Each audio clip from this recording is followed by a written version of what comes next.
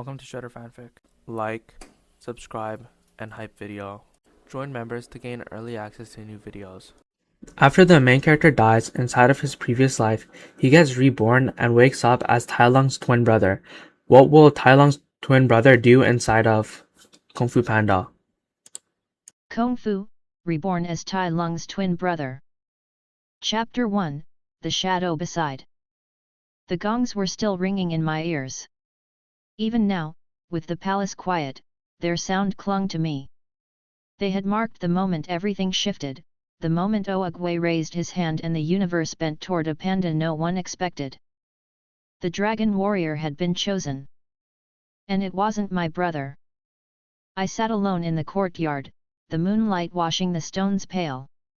The torches burned low along the walls, their flames dancing lazily against the night air.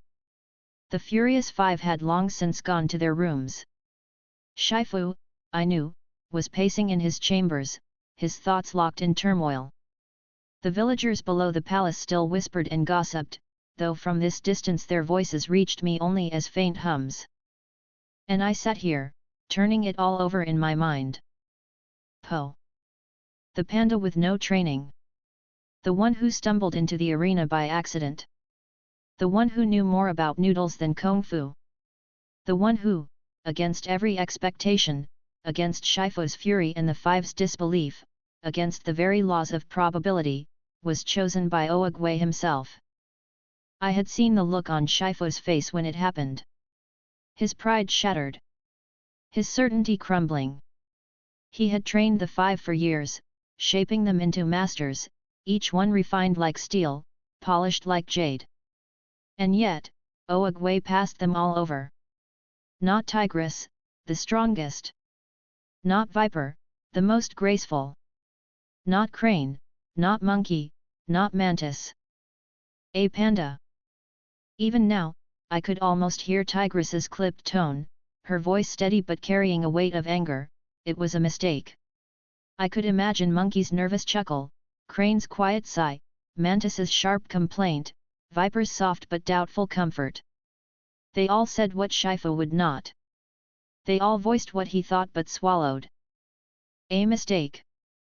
But I knew better. I leaned back on my paws, staring at the night sky. The stars stretched endless, scattered across the black. Somewhere in the distance, Kurgam prison stood as silent as this palace, and in its depths, Tai Lung waited. My brother. My twin. Shackled, chained, raging against the bars. The memories of Shredder's life were clear enough, the years of growing up side by side with him, the pride of being trained under Shifu, the endless hours spent perfecting strike after strike, stance after stance. We had been called prodigies, both of us. But Tai Lung had been the one who burned. His ambition carried him higher, further, until it consumed him. And me? I had stepped back. Watched. Stayed in his shadow. But now, everything had shifted. Po had been chosen. I remembered it from before. Not from these memories of Shredder, but from my old life, the one that ended beneath the truck's headlights. I remembered the story.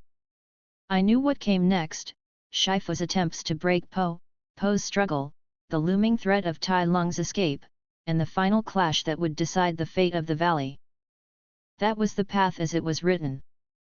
But I was here now. My claws flexed against the stone, scraping faint lines into it. The sound echoed softly, a reminder of strength held in my body. Strength I could use to change things. If I wanted. I closed my eyes, breathing slow, steady. What was my place in this story? I thought of Po, sitting awkwardly in the training hall, mocked by the others, doubted at every turn. I thought of how his spirit would bend but not break, how food and heart would drive him when nothing else could. He would grow, slowly, painfully, until he became what none of them could see yet. But he didn't have to do it alone. I could step in. I could help him earlier. Not by replacing Shifu's training, but by guiding him through it. By easing the blows that would come, by pointing out the strengths hidden inside his clumsy frame. I could push him in ways the others never would. He would need that. And Tai Lung. My chest tightened at the thought of him. My brother. My mirror. I remembered the look in his eyes when he had demanded the dragon scroll. The fury when Oogway denied him. The devastation of chains. The silence of prison. I wanted to save him. No, more than that, I had to save him. He wasn't just a villain to me. Not just the shadow waiting to return. He was Tai Lung, my twin. I remembered the hours of sparring, the teasing, the shared victories, the laughter we buried beneath the sweat of training. I remembered him before the hunger consumed him. I couldn't let that version of him be lost forever. But how? I tapped my claws again, the rhythm steady. Shifu would never listen if I brought it up.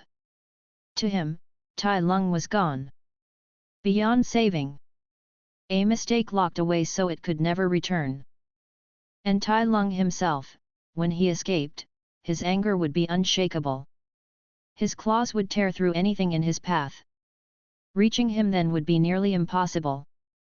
But maybe, just maybe, if I was there, if I stood between him and the valley, not as an enemy but as his brother, I could reach him.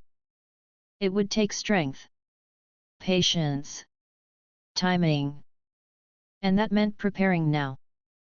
The sound of the wind passed through the courtyard. I listened to it, the silence it left behind. Everyone in this palace was unsettled tonight. The five doubted. Shifu burned. Even Oogway, though calm, knew his time was ending. And I sat here, quiet, planning. The next steps were clear. Po would need someone. Someone who saw him for what he could be, not just what he was. That would be me. I wouldn't reveal everything. I wouldn't speak of destiny or fate. I would just be there, guiding, steady, a hand in the shadows. Tai Lung would come. That was inevitable. But when he did, I would not meet him with hate. I would meet him as his twin. And I would not let him fall without trying to pull him back. I opened my eyes again, staring at the gates of the palace. They loomed tall, their wood dark in the moonlight. Po would walk through them again soon. Shifu would glare, the five would whisper, and everything would begin. I stood up slowly, stretching, feeling the strength coil in my limbs. This was the calm before the storm.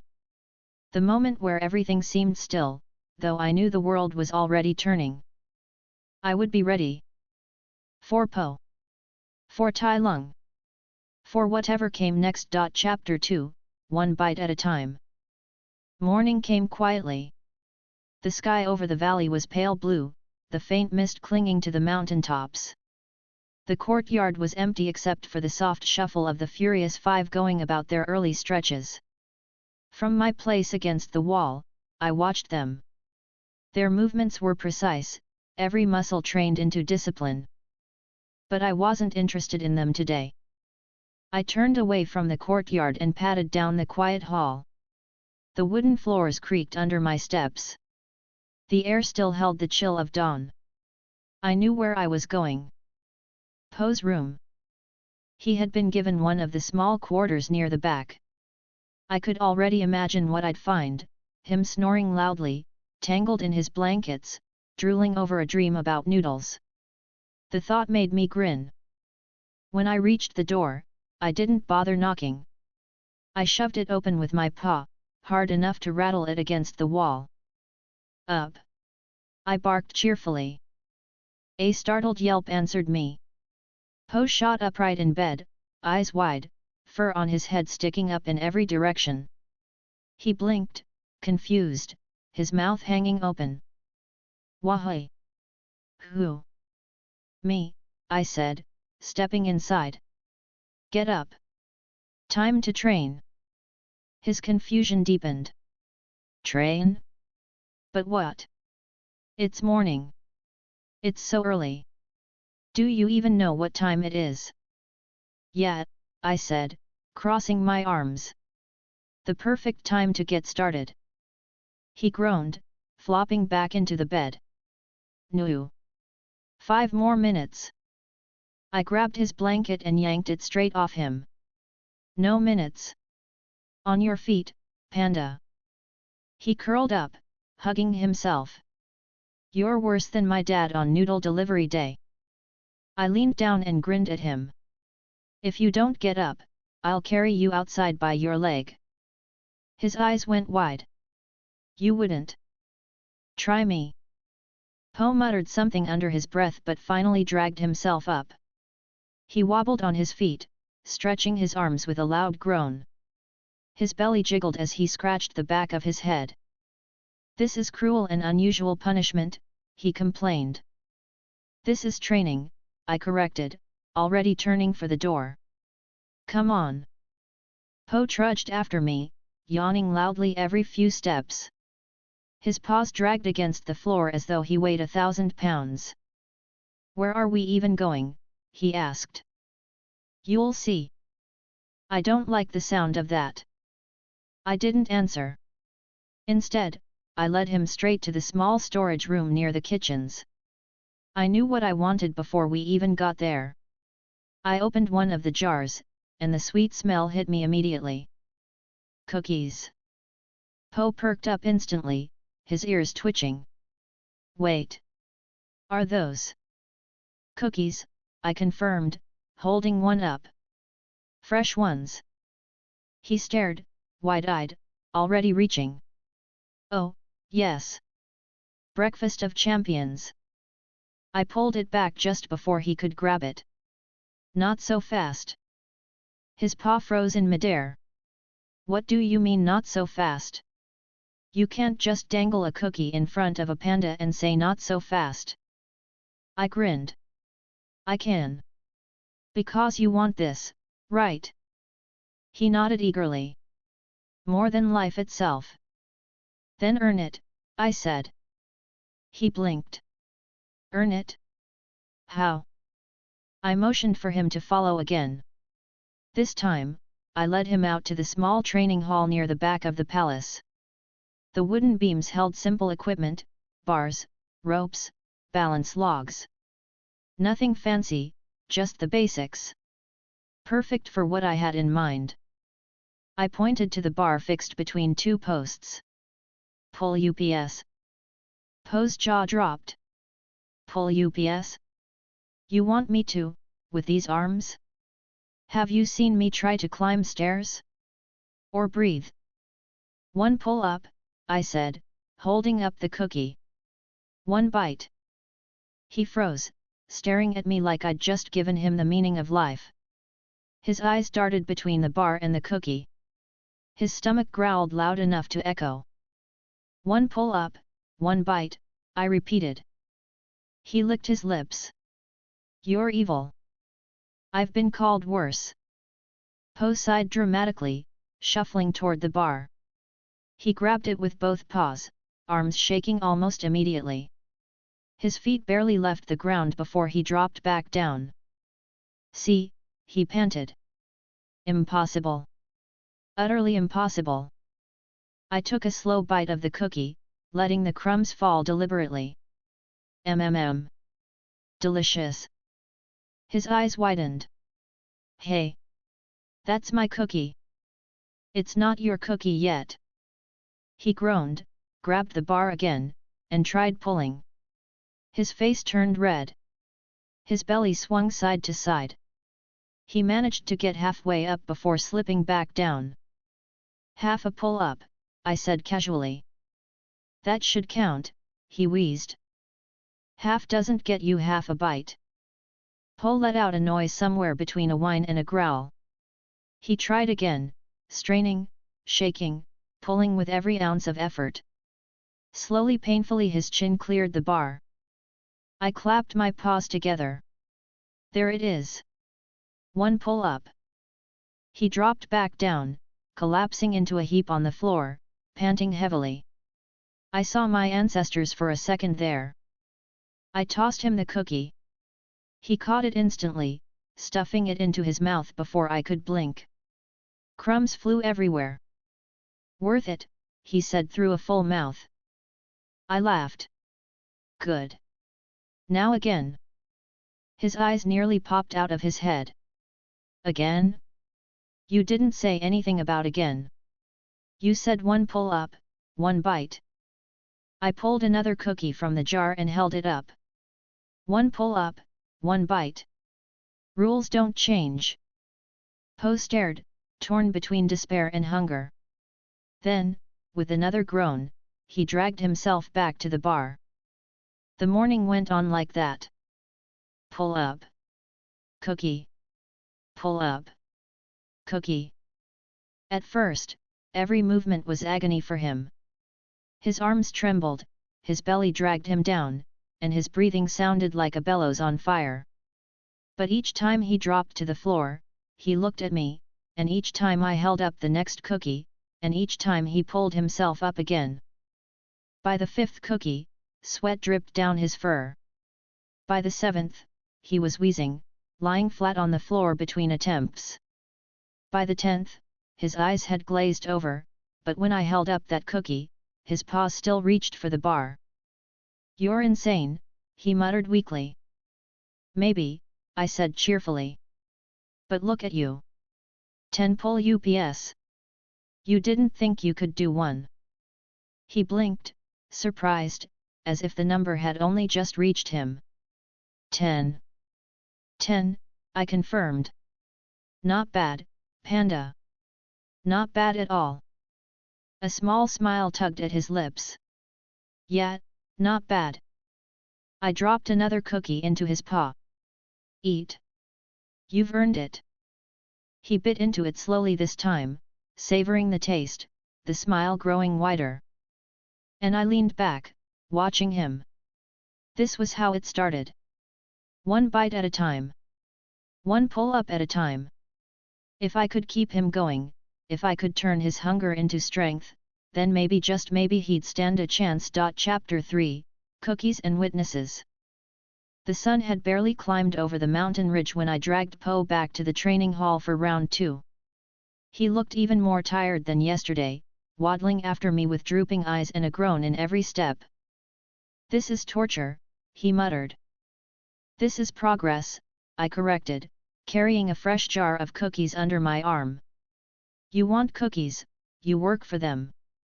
Simple system." He sighed, rubbing his belly. "You're going to kill me. Death by pull ups." "Don't be dramatic," I said cheerfully. "Nobody ever died from too many pull ups. Wanna bet?" I ignored his whining and set the jar on a small stool. "All right. Bar's ready. You know the deal." Poe looked at the bar like it was his mortal enemy. He shuffled under it, grabbed hold, and dangled there with his legs kicking. His arms shook as he pulled himself up once, chin scraping over the edge. "Good," I said, tossing him a cookie. He snapped it out of the air and stuffed it into his mouth instantly, crumbs scattering over the floor. "Another," I ordered. "Already," he groaned, but his paws reached up again. We fell into the rhythm quickly. Pull up. Cookie. Pull up. Cookie. He wheezed, grunted, complained, and sweated buckets, but he did them. One at a time, groaning all the way, but he didn't quit. By the 5th pull-up, his fur was slick with sweat. By the 8th, his arms were shaking like wet noodles. By the 10th, he flopped to the ground like a sack of flour, panting hard. I crouched beside him, holding out the next cookie. "Up." He rolled his eyes at me. "You're relentless." "Correct," I said. "Now, up." Poe dragged himself upright again, wobbling toward the bar. He reached, grabbed, and heaved. That was when I heard it. Soft voices. Quiet footsteps. I turned my head, ears twitching. The side door of the hall was cracked open. Figures stood there, watching. The Furious Five. Tigress at the front, arms folded, her golden eyes sharp. Monkey leaning against the frame with a grin already forming. Crane peering curiously over his wing. Mantis perched on the edge of the door frame, shaking his head. Viper coiled neatly on the floor, her gaze softer than the others. Of course they'd notice eventually. I smirked. Looks like you've got an audience, Panda. Po's eyes widened, and he immediately dropped from the bar with a thud. Audience? No, no, no. They can't see me like this. Too late. Monkey laughed. Are you serious? Pull UPS for cookies? That's your training. Po scrambled to his feet, stammering. Well, it's not, it's complicated. Tigress cut him off, her tone flat. Pathetic. Po winced like she had just struck him. I stepped in before he collapsed into himself. Pathetic. I repeated with a grin. Funny, because I count 10 pull UPS already this morning. How many cookies do you think that's worth, Tigress? Monkey snorted. Not enough to make him a kung fu master. True, I agreed cheerfully. But more than 0. Which is exactly how many you all thought he'd do, right?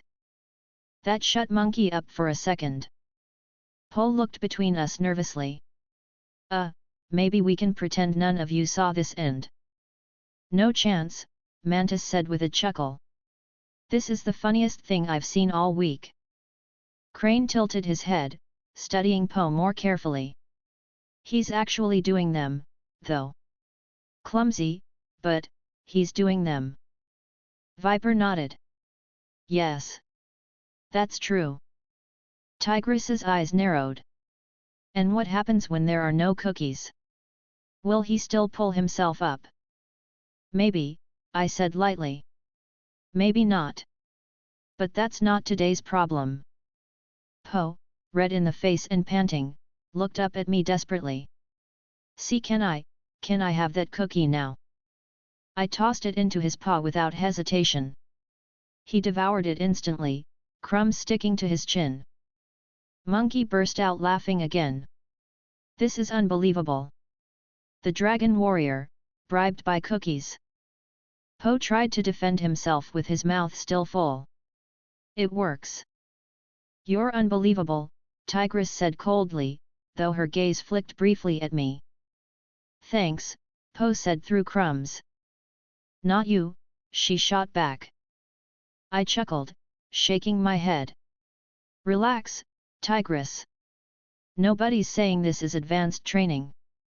But you can't deny he's sweating harder than usual. Po collapsed onto his back again, wheezing. My arms feel like jelly. Delicious jelly. Monkey snickered. Bet you'd eat that too. Absolutely, Po admitted.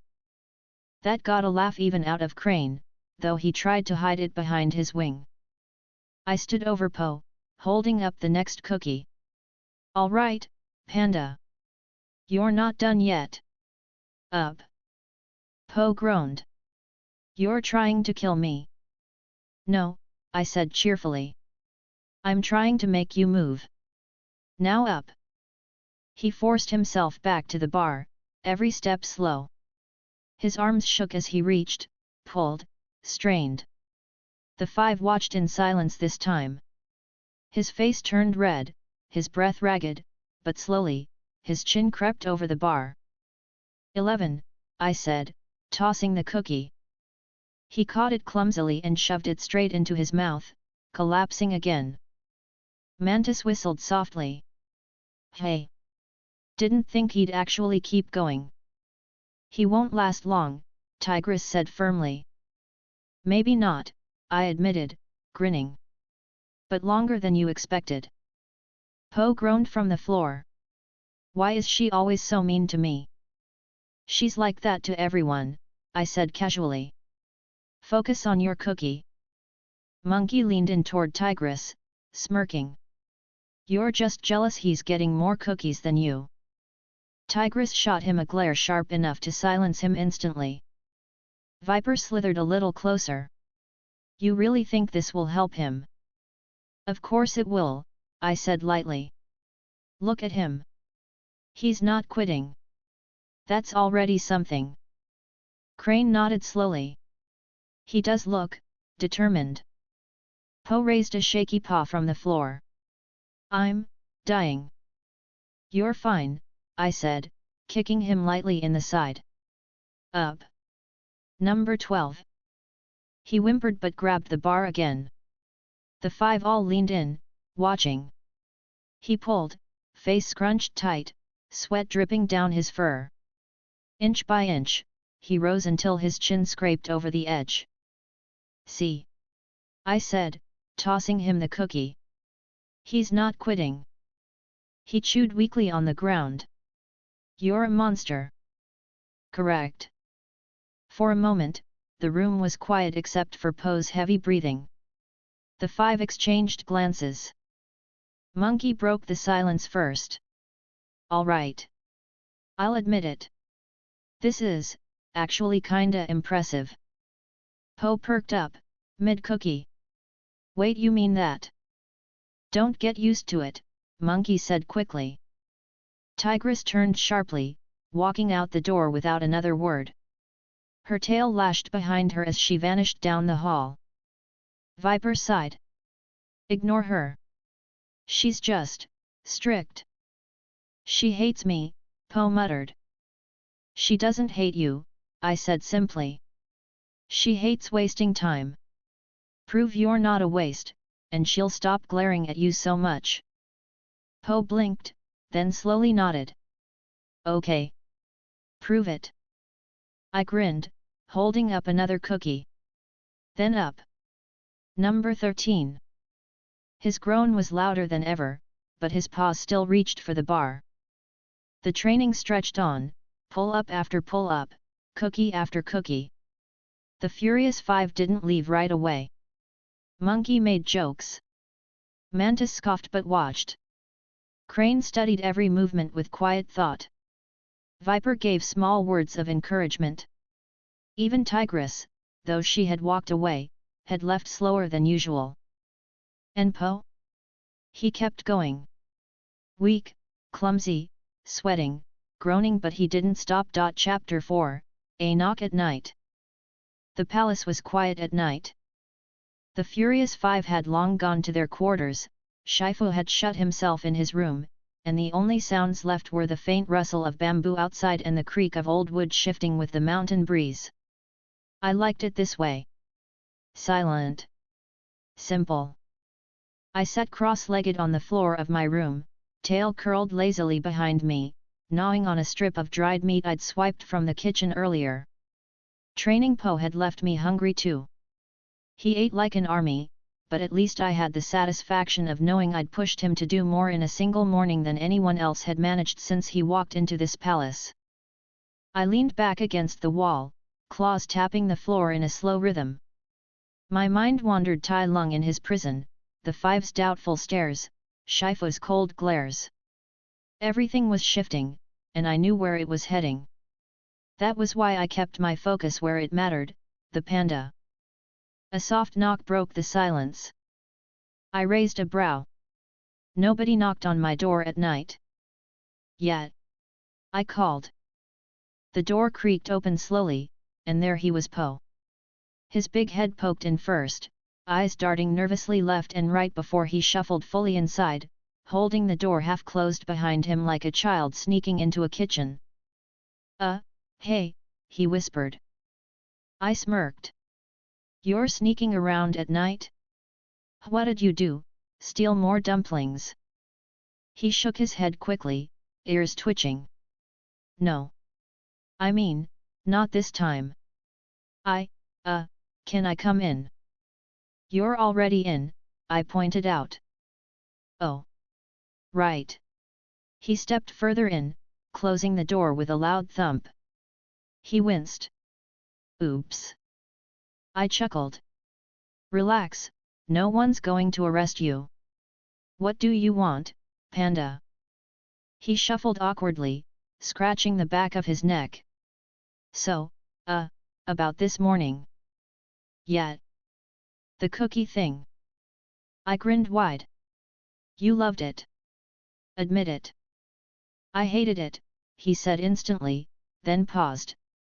But also, I kinda loved it. Of course you did, I said, stretching my arms behind my head. Best training system ever designed. He shuffled closer, lowering his voice like it was a secret. So, can we do more? Like, not just in the morning when everyone can laugh at me. Maybe, secretly. Just you and me. You know, so I don't completely humiliate myself in front of the five. I tilted my head, studying him. His eyes were earnest despite his awkwardness. He was embarrassed, but he wanted this. That mattered more than anything. I couldn't resist teasing him though. So you're saying you want midnight cookie lessons? He blinked. Yes.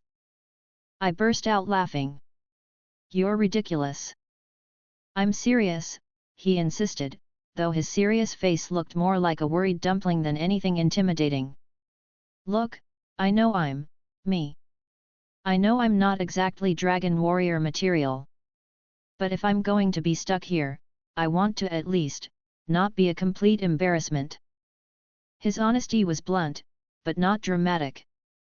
Just plain truth from a panda who felt out of place. I leaned forward, resting my elbows on my knees. So what you're saying is, you want extra training? He nodded quickly. Yes. Please. I'll work, I'll sweat, I'll collapse a bunch of times, but I'll do it. Just, don't tell Shifu. Or Tigress. Or anyone. Especially not Monkey. He'll never let me live it down. I snorted. Monkey already doesn't let you live anything down. Exactly. I tapped my claws against the floor, thinking. All right. We can do it. But I held up a paw before his face lit up too fast.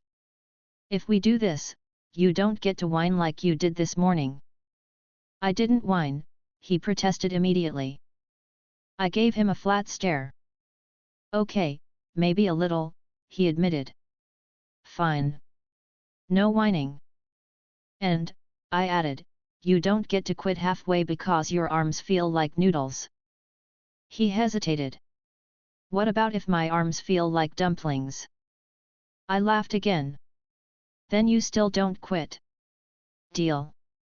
He nodded eagerly. Deal. I stood up, stretching. All right, then. Let's go. Now, he squeaked. Yes, now. What did you think you came here for? A bedtime story. He groaned but followed me anyway as I pushed the door open. We moved quietly through the dark halls of the palace, our footsteps soft against the wooden floor. The lanterns were dim, casting long shadows along the walls. Poe whispered behind me.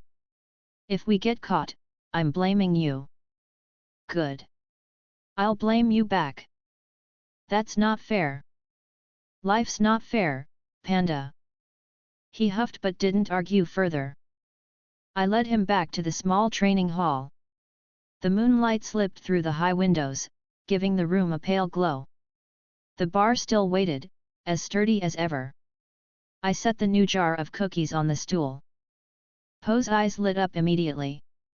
You brought more. Of course, I said casually. How else am I supposed to make you move? He rubbed his paws together. Okay. I'm ready. I pointed to the bar. Pull UPS again. Let's see if you can beat this morning's record. He groaned but stepped up. His paws gripped the bar, his belly swayed, and he started pulling. 1. Cookie. 2. Cookie. 3. Cookie. By the 5th, he was panting hard. Why are cookies so small? Can't I get 2 bites per pull-up? No, I said firmly. 1 bite, 1 pull-up. Rules don't change. You're cruel, he wheezed. I'm consistent, I corrected. He dropped after the sixth, sprawling flat on the floor. I dangled the next cookie over his face. Up, panda. He grabbed at it weakly, but I pulled it back. Nope. Earn it. He groaned but pushed himself upright, wobbling back to the bar. His arms shook, his face scrunched, but he pulled. 7. Cookie. And so it went. Pull up. Cookie.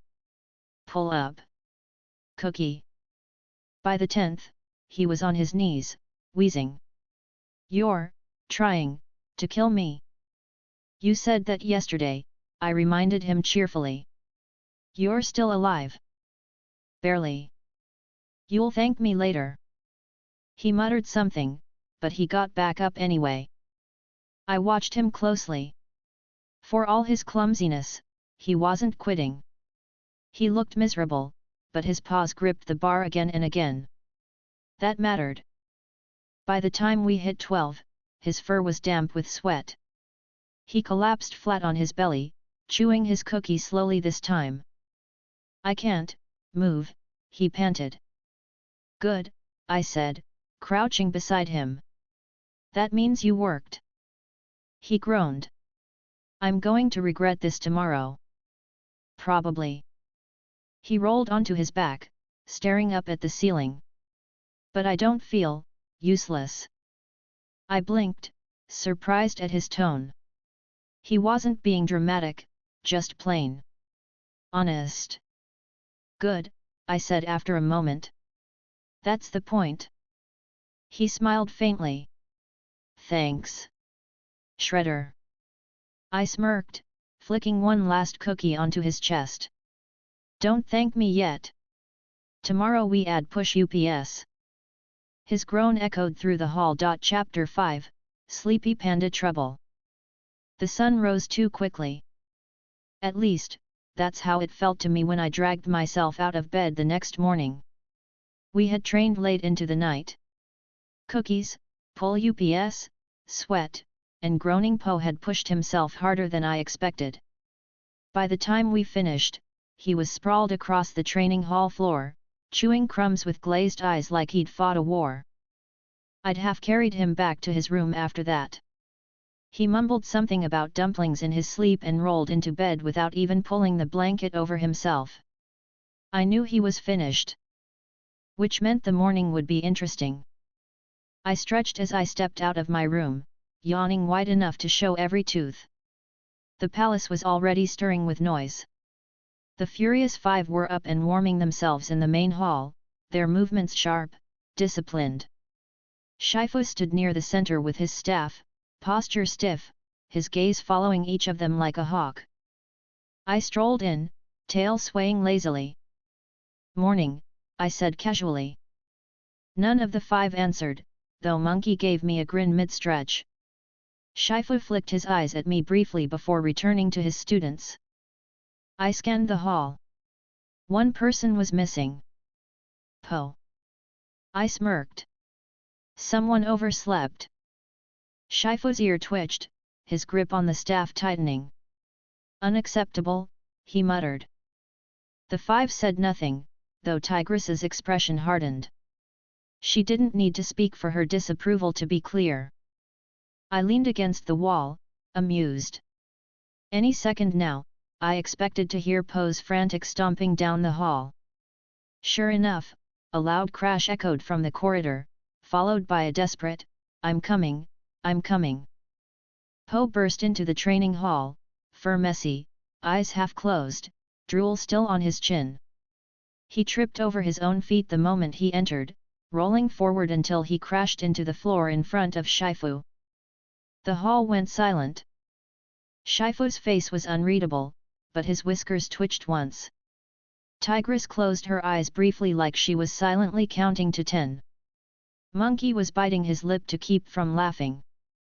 Mantis and Crane shared a look. Viper tilted her head sympathetically. Po scrambled up, panting. Sorry. Sorry. Alarm clock issues. Actually, no alarm clock at all, but he waved his paws frantically. I'm here now. Shifu's voice was low. Late. Po's ears flattened. Only a little. Shifu tapped his staff against the floor. Position. Po shuffled into line, still panting, his eyes darting nervously at the others. He tried mimicking their ready stance, but his knees bent awkwardly and his belly stuck out too far. I couldn't help it, I chuckled out loud. Tigress shot me a glare. This isn't funny. It's a little funny, I said easily. Po whispered to me without moving his head. You're not helping. I'm not trying to, I whispered back. Shifu raised his staff. Today, we continue strength and discipline. Balance first. Then reflex. Then endurance. His eyes cut to Po. If you last that long. Po laughed nervously. Lasting is my specialty. Well, lasting at eating, but you know. Shifu's glare shut him up instantly. The five moved with perfect timing when Shifu barked the first command. They stretched into balance stances, their bodies steady as statues. Po wobbled the second he bent his knees, arms flailing as he tried to copy them. Focus, Shifu snapped. I'm focusing. Po insisted. His legs shook. His eyes darted everywhere but forward. And then, with a loud squeak, he toppled sideways, crashing into Monkey. Monkey stumbled but caught himself, though he was laughing too hard to stay annoyed. Hey! Po gasped. I had it for like 3 seconds. 3 seconds is impressive, I said cheerfully from my spot at the wall. Shifu's staff struck the ground. Again. Po dragged himself upright, muttering. He bent his knees, tried to balance, shook violently, and fell again. Straight into Mantis this time. Mantis grunted. Watch it. Sorry. Sorry. Po scrambled back. Again. Shifu ordered. The cycle repeated. The five held their positions perfectly.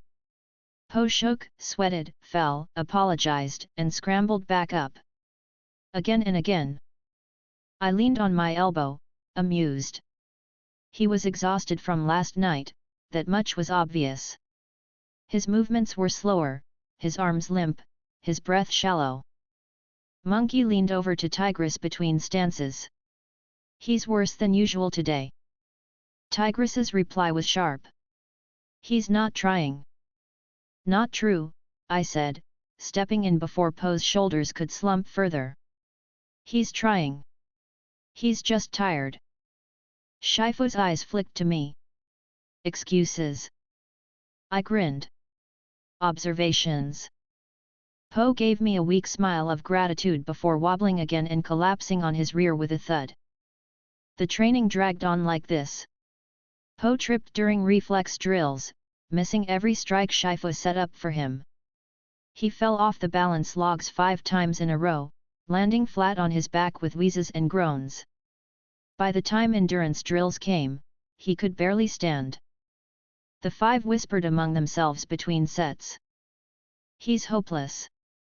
He'll never make it. This is embarrassing. I caught every word, and I caught Po's downcast ears too. I stepped forward finally, clapping my paws together. All right, that's enough. Shifu's eyes narrowed. You do not decide when training ends. Of course not, I said lightly. But you're wasting time if you think you're seeing his full effort today. Tigress scoffed. He's always like this. No, I said firmly, my grin fading for the first time. Not always. Just today. Monkey raised a brow. And how would you know that? I shrugged casually. Because I watch. Unlike the rest of you, who only judge. Po blinked at me, confused but clearly touched.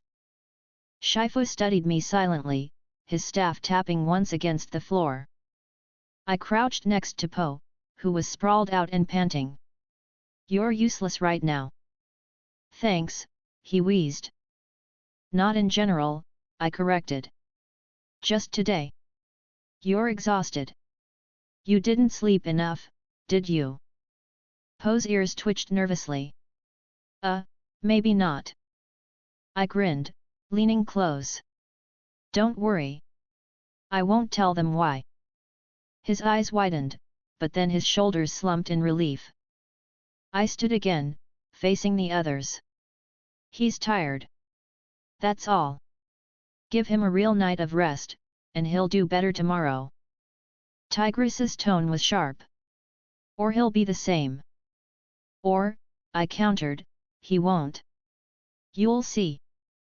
Shifu's gaze lingered on me for a long moment. Then he turned away. Enough for today. The five bowed and stepped back. Po collapsed fully onto the floor with a sigh of relief. Monkey chuckled. You look like you fought a war. I did, Po muttered. The war against gravity. Lost badly, Mantis said dryly. Lost, with honor, Po said, still lying flat. I crouched again, flicking a crumb at him from my pocket. You're alive. That's enough for today. He smiled faintly, eyes half closed. The five left the hall, muttering among themselves. Shifu followed silently, his staff clicking against the stone. Soon, it was just me and Po. He turned his head toward me. Thanks. For, not telling them.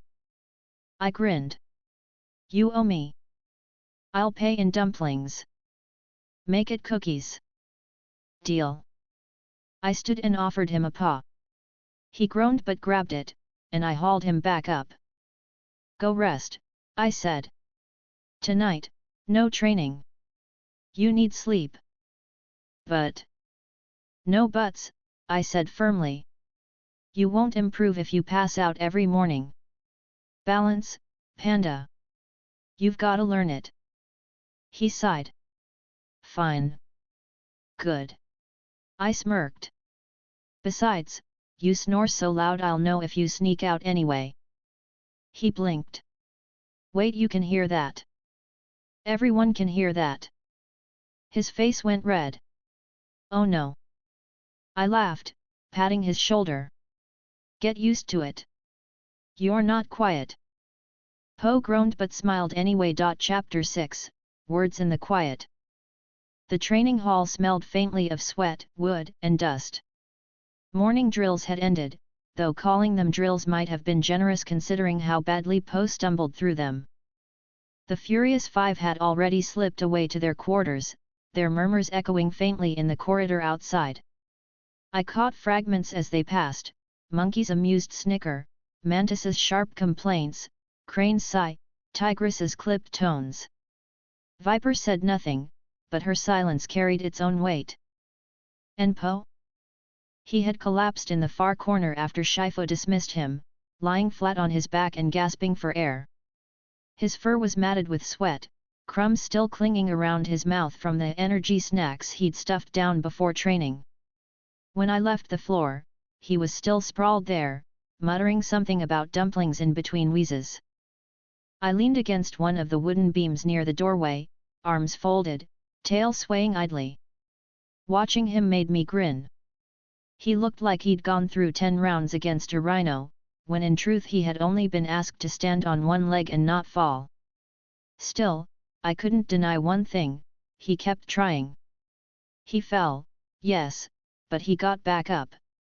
Over and over. The steady click of a staff pulled me from my thoughts. I didn't need to turn to know who it was.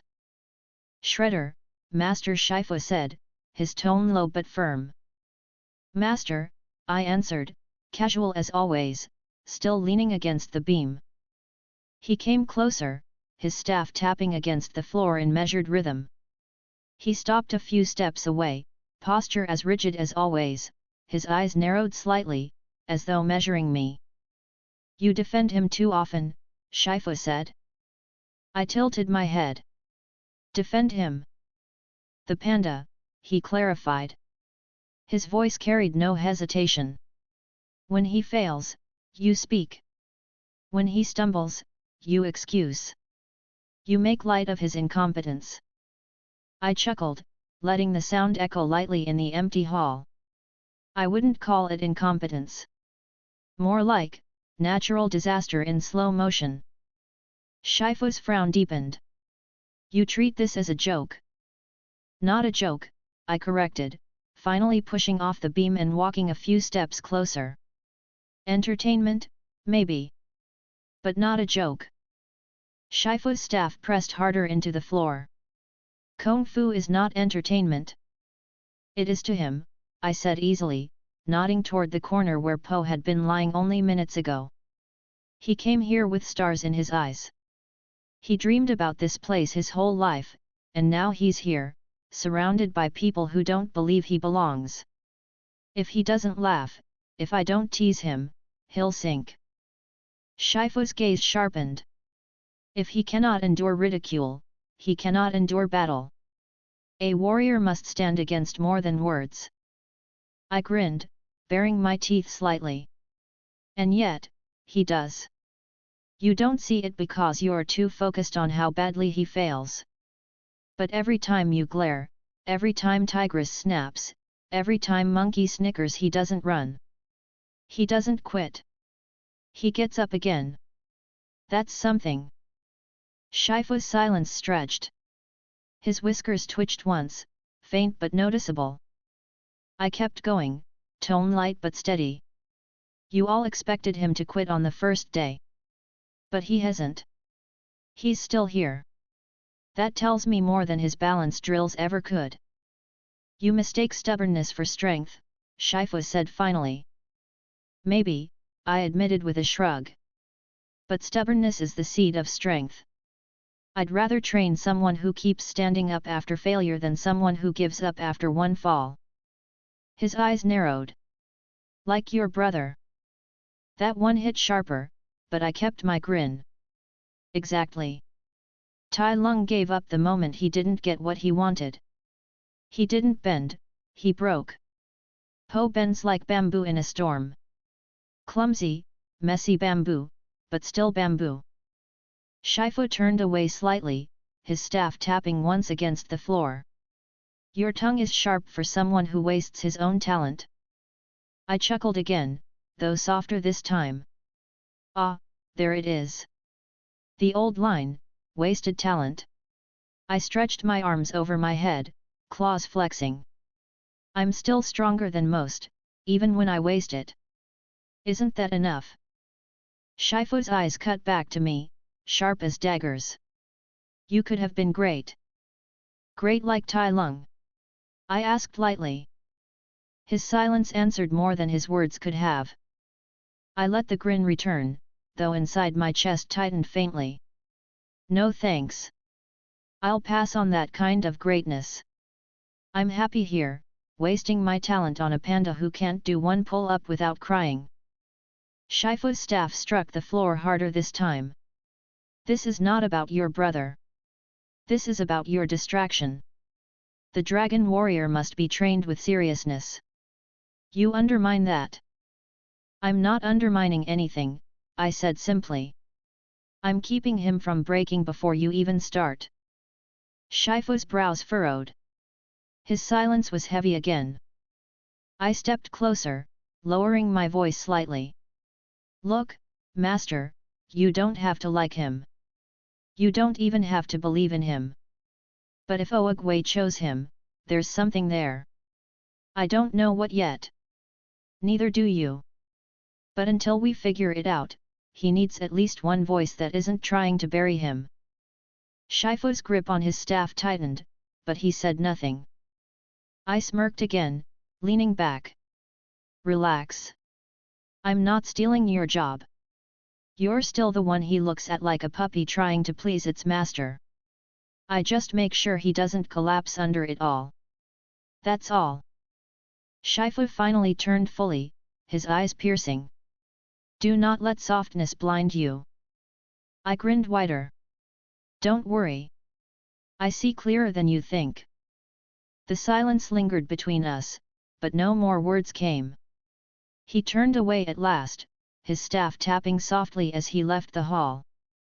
I stood there a moment longer, tail swaying lazily, before chuckling to myself. Soft? Maybe. But Po didn't need another stone wall in his way. He had enough of those already. Chapter 7, Dumpling Delivery. Night at the Jade Palace had its own rhythm. The wind slipped softly through the bamboo outside, leaves rustling just enough to fill the silence. The lanterns were dim, their orange glow faint against the stone. Most of the palace was already asleep, the five tucked away in their quarters, Shifu meditating somewhere, Oogway perched beneath the peach tree as always. And me? I was stretched out on the floor of my room, back against the wall, tail curled lazily, a strip of dried meat hanging between my teeth. My paws tapped lightly against the ground as I hummed to myself, not any tune in particular, just something to break the silence. That's when I heard it. A shuffle. Soft, uneven steps in the hallway. Too heavy to be Tigress, too clumsy to be Shifu, and definitely not quiet enough to be Viper or Crane. I smirked before the door even creaked. The sliding wood opened a crack. A round head poked through, ears twitching nervously. Po. He slipped inside like he was sneaking past guards, which was funny considering no one cared what he did at night as long as he didn't knock something over. He closed the door behind him carefully, wincing at every tiny sound the wood made. Then I saw the basket in his paws. Steam drifted faintly from the cloth covering it. My nose twitched at the smell before he even set foot fully inside. Really? I asked, sitting up. Po flinched, his wide eyes landing on me instantly. You're awake? Obviously, I said, waving the strip of meat at him. You think I'd be asleep with footsteps that loud? The whole palace probably heard you. He froze, ears flattening. They did. I smirked. No. But if they did, at least you brought snacks. Relief washed over his face, and he shuffled further inside, clutching the basket like it was treasure. Okay, so, don't laugh, but I wanted to say thanks. I raised a brow. Thanks. Yeah. He set the basket down between us and pulled the cloth back. The smell hit instantly, fresh dumplings, still warm, packed neatly in rows. Standing up for me earlier. When Tigress said I was hopeless, and when Master Shifu looked like he wanted to throw me down the mountain, you actually defended me. So, payment. I blinked at the basket, then at him. Then I burst out laughing. Payment. I repeated. His face went red beneath his fur. Okay, maybe not payment, but, like, appreciation. Dumpling appreciation. I leaned over, snatched one, and bit into it. The steam burned my tongue, but the flavor was worth it, savory, hot, perfect. Not bad. Did you make these? Po puffed his chest. Of course. My dad's shop has the best dumplings in the valley. I helped roll them since I was little. Makes sense, I said around a mouthful. Explains your belly. He gasped dramatically. Hey! That's muscle underneath. Sure, I said with a grin, grabbing another. He huffed, sitting down cross-legged in front of me. He pulled the basket closer to his side, like I might empty it in one sitting. You don't have to be mean about it. Not everyone's built like a leopard. You're right, I teased. Some of us are built like dumpling steamers. He covered the basket protectively. I take it back. No more dumplings for you. I reached forward, plucked another one out easily, and stuffed it into my mouth before he could react. Too late. He groaned. You're impossible. Correct, I said cheerfully. For a few minutes, we just ate. He tried to pace himself, but his appetite won out quickly. Dumplings disappeared into his mouth one after another, his cheeks puffing as he chewed with delight.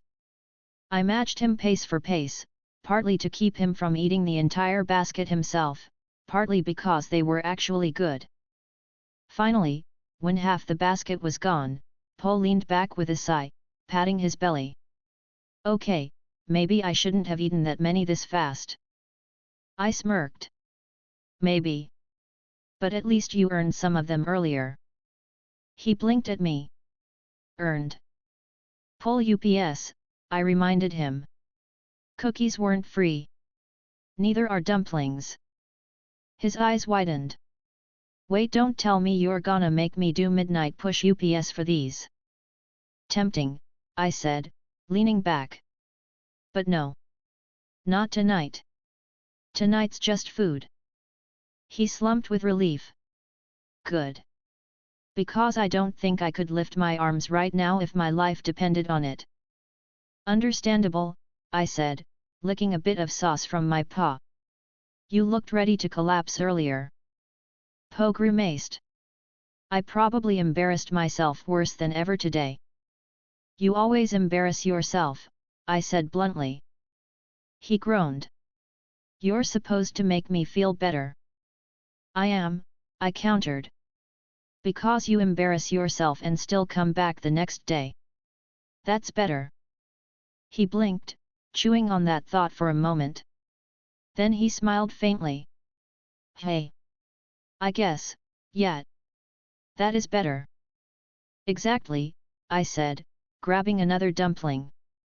For a while, we ate in comfortable silence. The palace outside was quiet, only the faint sound of bamboo creaking in the wind. Then Po spoke again, softer this time. Do you think they'll ever take me seriously? I looked at him, chewing slowly. His eyes were downcast, his paws fiddling with the edge of the basket. I didn't answer right away. Instead, I tossed him another dumpling. He caught it clumsily, blinking. Don't worry about them, I said. Focus on yourself. You're not here to impress them. You're here to survive Shifu without collapsing. One thing at a time. He laughed weakly. That's fair. Of course it's fair, I said, smirking. I don't say unfair things. He raised a brow. You say mean things. Mean, but fair, I corrected. He chuckled, shaking his head. You're something else. Correct again. We finished the dumplings slowly. When the basket was finally empty, Po leaned back against the wall with a sigh, rubbing his belly contentedly. Worth it, he said. Definitely worth it, I agreed. He stood, wobbling a little as he picked up the empty basket. All right. I should sneak this back before anyone notices half the kitchen's gone. I raised a brow. Half. Okay, maybe not half, he admitted quickly. A quarter. Tops. I laughed, waving him off. Go. Before Tigress finds you and lectures you about discipline again. His face twisted. Ugh. Don't even joke about that. I wasn't joking. He groaned and shuffled to the door, basket in paw. He paused before leaving, glancing back at me. Seriously, though, thanks. For earlier. For not, you know, making me feel like I shouldn't even be here. I smirked, leaning back. Don't thank me. Just show up tomorrow and don't quit. That's all I want. His smile widened a little. Deal. And with that, he slipped out the door, his heavy footsteps echoing down the hall. I leaned back, tail swaying lazily, licking the last bit of dumpling sauce off my claws. Payment, he'd called it. Not bad. Not bad at all. Chapter 8, The Ice Cream Run. The sun wasn't even all the way up when I banged on Po's door. Up, Panda, I called cheerfully. A muffled groan answered me. It's too early. I pushed the door open anyway. Po was a lump under his blanket, only the tips of his ears visible. He made a noise somewhere between a growl and a whimper. I grinned and lifted the tray I was holding. Guess I'll have to eat this ice cream all by myself. That got a reaction. His head shot up, eyes wide and still half asleep. Ice cream? Yep, I said, showing him the bowl stacked with scoops, perfectly balanced and slowly starting to sweat in the morning air. Cold, sweet, and all mine unless you move. He blinked, rubbed his eyes, then blinked again. Wait, where did you even get ice cream? The kitchen, I said casually. Don't ask questions you don't want the answer to. Point is you want it. He nodded vigorously, drool already starting at the corner of his mouth. Yes. Absolutely yes. Good, I said, stepping back toward the hall. Then get dressed and follow me. Po scrambled out of bed so fast he tripped on his blanket. He rolled once before catching himself against the wall, groaning. Ow! I chuckled. Hurry up, Panda. The ice cream melts faster than you move. That lit a fire under him. He stumbled into his clothes and waddled after me, still yawning every few steps. When we reached the courtyard, the Furious Five were already practicing, their movements sharp and disciplined. Tigress glanced over, her expression hardening when she saw Po trailing behind me, rubbing his eyes. Monkey smirked, Viper gave a polite smile, Crane sighed, and Mantis shook his head. I ignored them. They'd seen stranger things from me by now. All right, I said, holding up the bowl so Po's eyes followed it instantly. New training. It's simple. You want this ice cream? Yes, Po said instantly. Then run, I said, pointing down the stone steps that led into the mountain path. Po blinked. Run? Like, down the steps. Down, around, through the village, and back up, I said. Whole loop. You run, I carry this. Every time you start slowing down, the ice cream gets 1 spoon smaller. By the time you finish, however much is left is yours. His jaw dropped.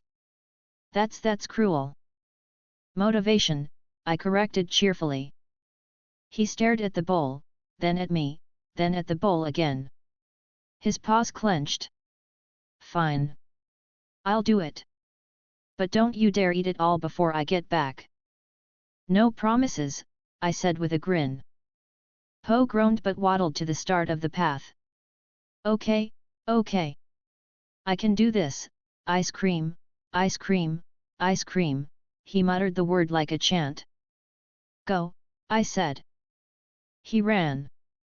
Well, ran might have been generous. He lumbered forward, paws slapping against the stone, breath already heavy after the first few steps.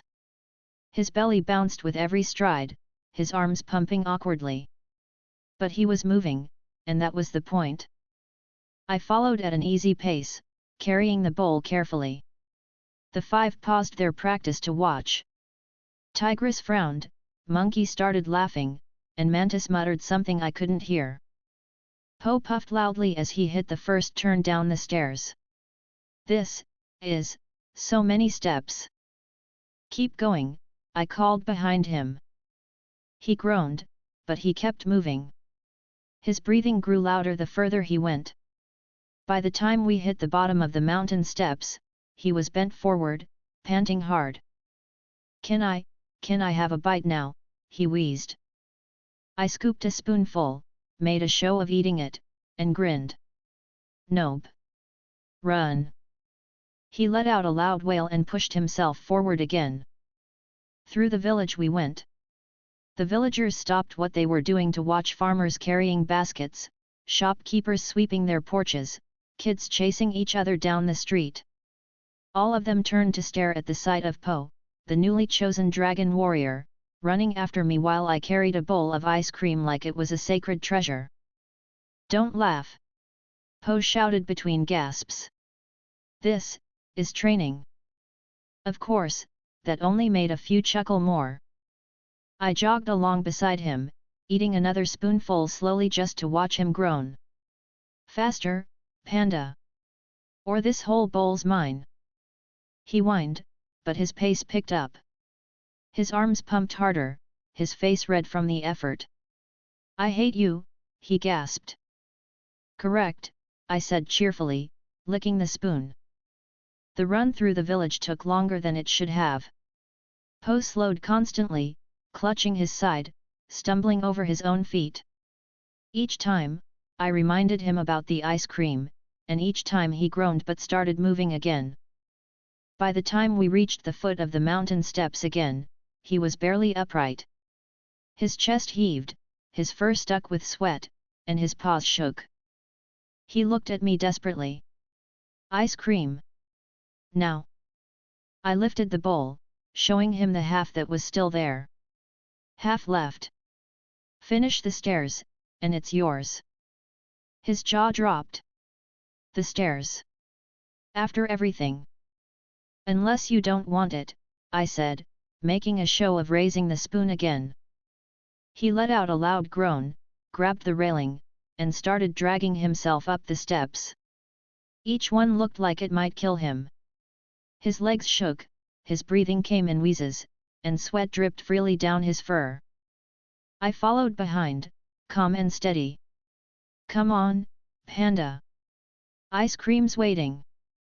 He whimpered but climbed another step. And another. And another. Halfway up, he collapsed onto the stone, sprawled flat and gasping. "I can't move." I crouched beside him, spoon in paw. "Then I guess this is mine."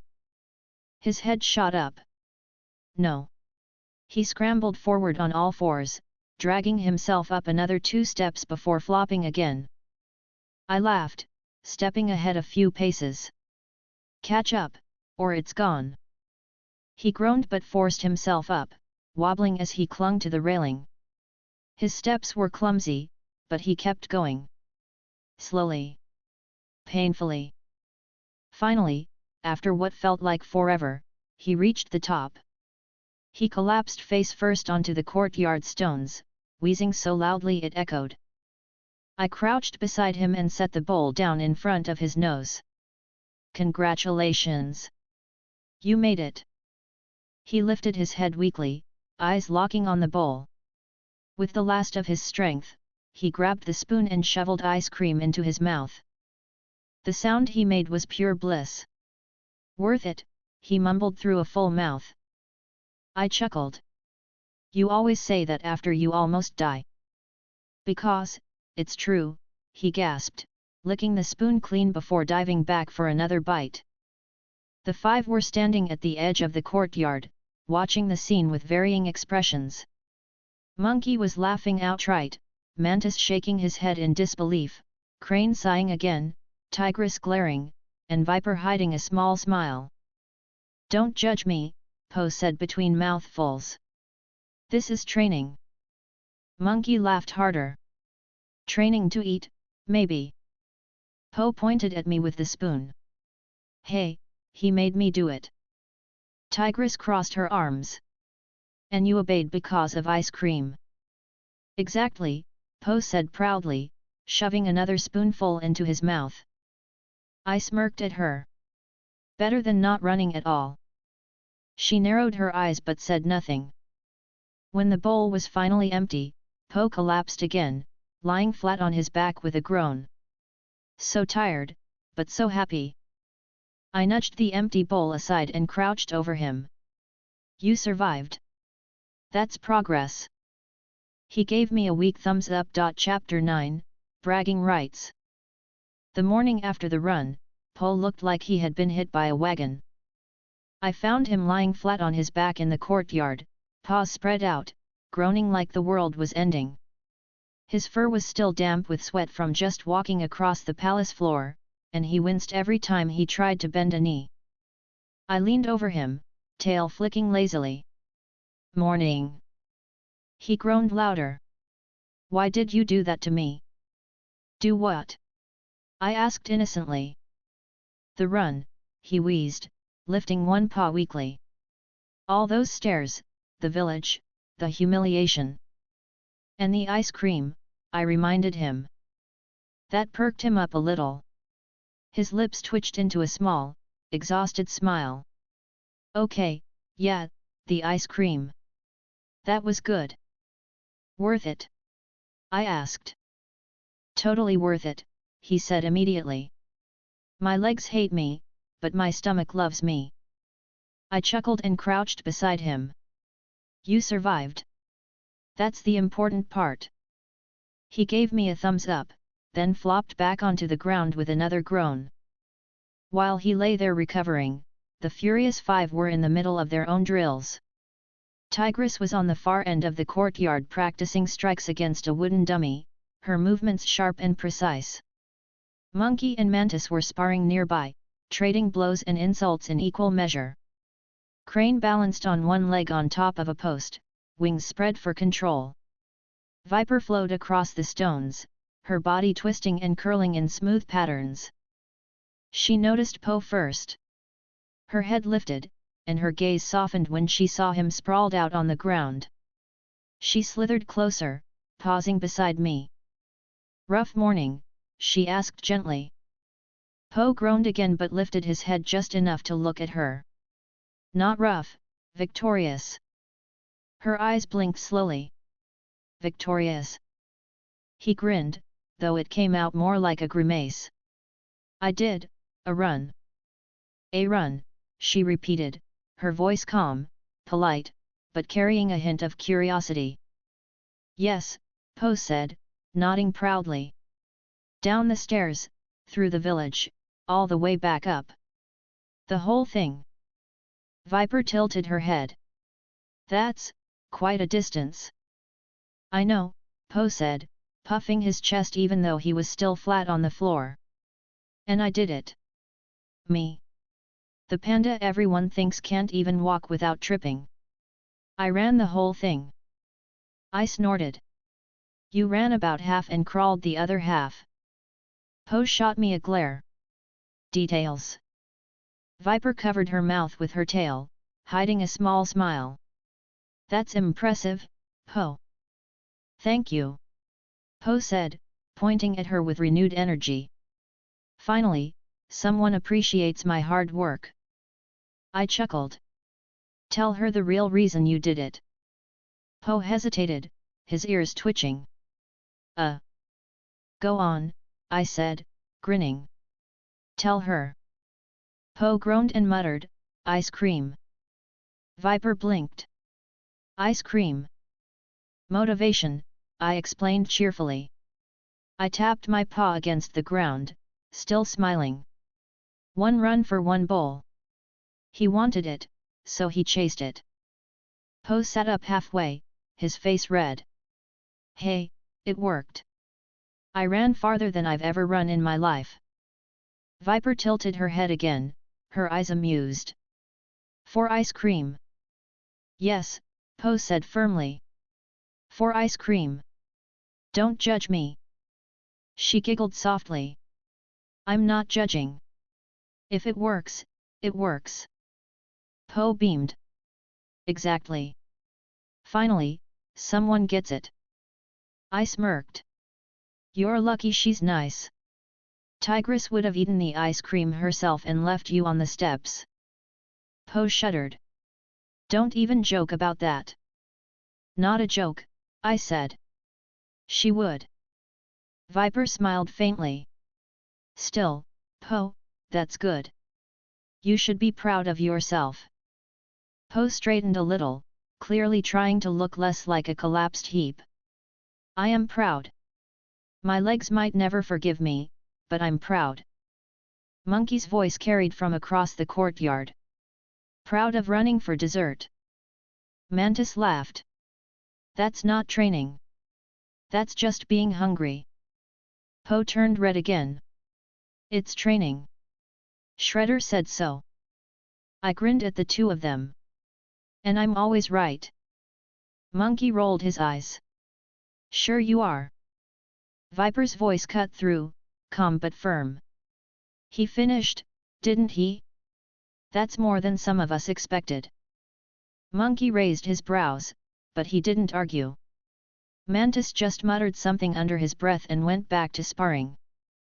Po puffed his chest proudly again. See? Even Viper admits it's impressive.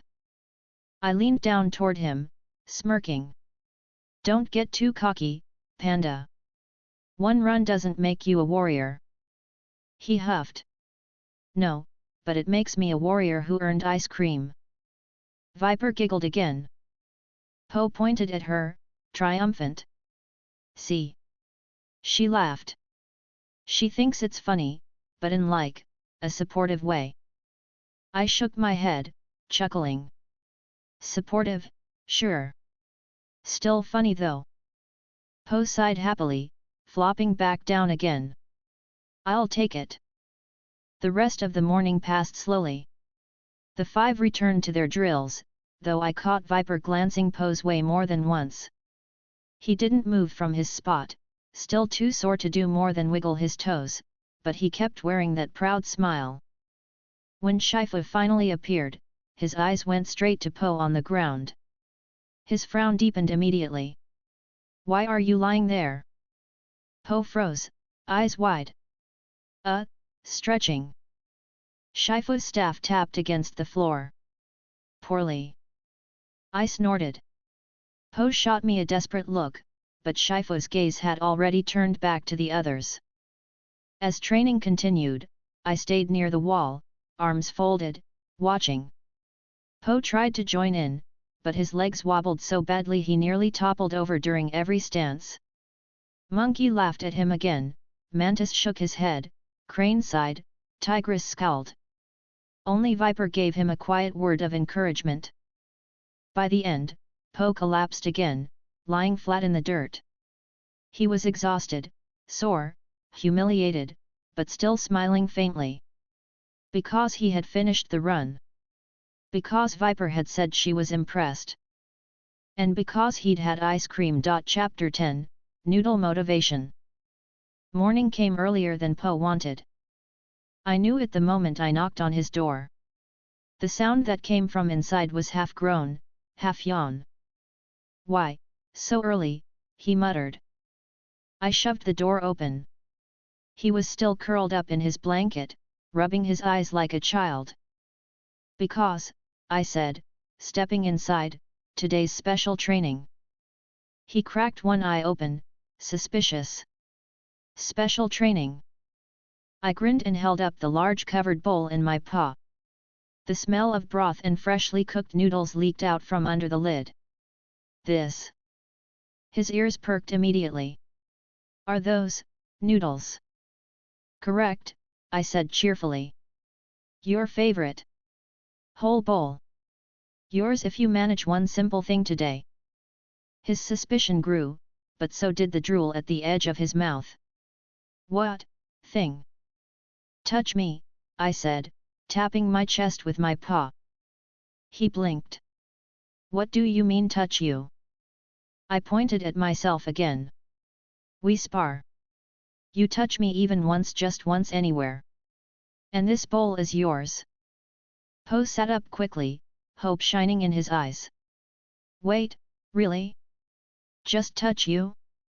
Not beat you? Not throw you or anything. Just touch. Just touch, I repeated. Sounds easy, right? He nodded eagerly. Yes. Finally, a challenge I can win. I smirked. We'll see.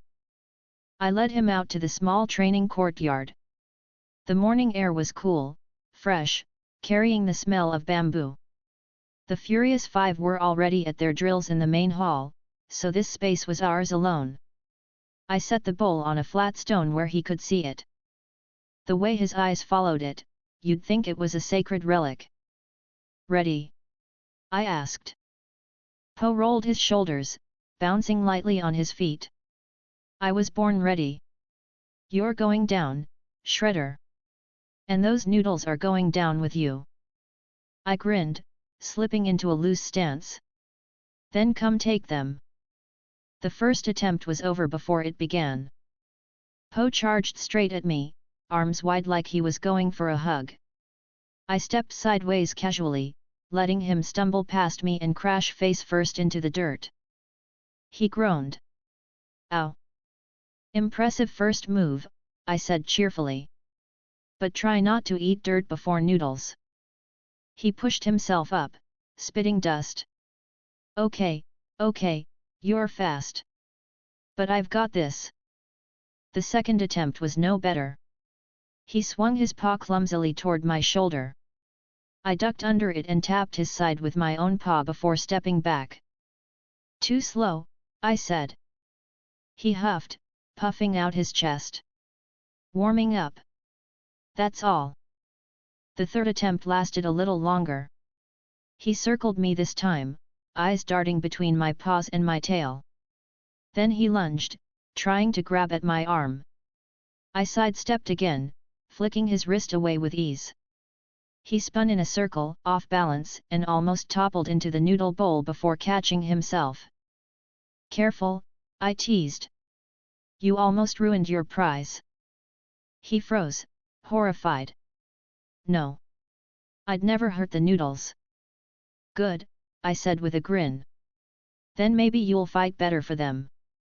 The attempts piled up quickly. 4. 5. 6. Each time, Po charged in with clumsy enthusiasm. Each time, I moved just enough sidestep, duck, twist, push. His paws swung wide, his body lunged forward, and he missed every time. He grew sweatier with each failure, his breath louder, his groans more dramatic. Come on, he panted after the seventh. Just let me graze a whisker or something. Nope, I said. Has to count. You're evil. Correct. By the 10th attempt, he was on his knees, wheezing. His belly rose and fell like a bellows, his fur damp and sticking out at odd angles. He glared at me between gasps. You're like a ghost. You just vanish. Not vanish, I said, smirking. You're just slow. He groaned and rolled onto his back. Noodles, slipping away. I crouched beside him, holding the bowl just close enough for him to smell. His eyes rolled toward it like magnets. Up, I said. You're not done yet. He groaned but scrambled upright again, wobbling. The rest of the morning was more of the same. He tried rushing. Failed. He tried feinting left and swinging right. Failed. He tried spinning in a circle with his arms out like a windmill. Failed spectacularly. He tripped over his own feet and landed flat again. I laughed each time, teasing him, but I also noticed something important. He wasn't quitting. Every fall ended with him groaning, yes, but then he got back up. Every miss ended with him whining, but then he reset his stance. Every time I dodged, he came again, clumsy but determined. By midday, he had collapsed in the dirt for the 5th time, lying flat and wheezing. I crouched beside him again. Give up. His paw shot up instantly, pointing at the noodles. Never. I chuckled. Good answer. The sun moved high overhead. By afternoon, he could barely stand. His legs wobbled with every step, his arms hung heavy, his breath came in ragged gasps. But when I asked if he wanted to stop, his answer was always the same. No, he said stubbornly. Not, until I touch you. So I let him keep trying. Over and over. 30 times. 40 times. By the time the shadows stretched long across the courtyard, he was drenched in sweat, fur sticking to his body, face red from effort. Still, he hadn't touched me once. Finally, as the sun dipped lower, he collapsed one last time, rolling onto his back with a groan that echoed off the palace walls. I can't move. I stood over him, paws on my hips, grinning. So you're done? His paw twitched weakly toward the noodles. Noodles. I chuckled and lifted the bowl, walking toward him. Well, rules are rules. You didn't touch me. You didn't earn them. His face fell, his ears drooping. No, don't say that. I crouched, setting the bowl right beside his head. He blinked at it in confusion. But, I added, you didn't quit either. That's good enough for me. His eyes widened. Wait, really? You're giving them to me? Even though I didn't win. Correct, I said, grinning. Because you kept trying. You earned this much. He didn't wait another second. He grabbed the bowl, practically hugging it, and shoved noodles into his mouth with both paws. The look on his face was pure joy. Worth it, he mumbled between mouthfuls. I laughed, watching him devour the entire bowl like he hadn't eaten in weeks. When he finally slumped back, belly full, bowl empty, he gave me a lazy grin. I'll get you tomorrow. Doubtful, I teased. But I look forward to watching you try. He chuckled, patting his stomach. Thanks, Shredder. Don't thank me, I said, standing and stretching. Just be ready next time. Maybe you'll even graze my tail if you're lucky. His laugh echoed across the courtyard, tired but genuine. Chapter 11, Monkey's Advice. Morning air was crisp, cool enough to sting my nose when I stepped out into the courtyard. The sun had just cleared the mountaintop, spilling light across the tiled roofs. The Furious Five were already moving through their drills at the far end of the training ground. Tigress sharp as always, Crane balanced, Viper graceful, Mantis twitchy, and Monkey bouncing around with that usual grin plastered on his face. Po was not graceful. He stumbled after me into the courtyard, rubbing his eyes with one paw and holding his stomach with the other. I think, the noodles from last night, are still in here. I smirked, tail flicking. Good. Fuel for today's training. He groaned dramatically. Why does training always involve me nearly dying? Because you're still alive, I said cheerfully. Which means you can do more. He dropped his paw from his stomach and pointed at me. One of these days, I'm actually going to touch you, and then you'll see. I grinned, stepping back into stance. Looking forward to it. Po groaned again but shuffled into what he thought was a fighting stance, legs too wide, arms too stiff, belly sticking out like a shield. Before we could start, a voice called out. Mind if I join? I turned my head. Monkey had wandered over from the five, staff twirling lazily in his paws, grin wider than ever. Join what? I asked. He pointed at Po. This. Whatever this is. I've seen him chase you around like a headless chicken, and I figure he needs a little professional advice. Po gasped, eyes wide with hope. Professional advice? Yes, please. Teach me how to actually tag him. I laughed. You think Monkey can help you? Monkey leaned on his staff, smirking. I've dodged guards, bandits, rhinos, and once an entire angry village. If anyone can teach Panda here a trick or two, it's me. Po clasped his paws together like a child. Please, great Monkey Master, share your wisdom. Monkey tapped his chin, pretending to think. First lesson: stop running straight at him like a charging boar. That'll never work. Po blinked. But that's my signature move. Yeah, Monkey said dryly. And it's why you keep eating dirt. I chuckled. He's not wrong. Monkey grinned, leaning closer to Po. What you need is unpredictability. Feints. Distraction. Move one way, strike the other. Keep him guessing. Po's eyes sparkled. Oh. Like when I pretend I'm going for the last dumpling but actually grab 2 dumplings. Exactly. Monkey said. Except faster. And with less chewing. Po nodded vigorously. Got it. I folded my arms, amused. Alright, Panda. Show me what you've learned. Po bounced once on his feet, determination blazing in his eyes. This is it. This is the day. Monkey stepped back, clearly excited to see his advice in action. Po lunged left, shouting, Ha! Then he spun right, swinging his paw wide at my shoulder. I stepped back calmly. His paw cut through empty air. He froze, blinking. What? I smirked. Not bad. But too slow.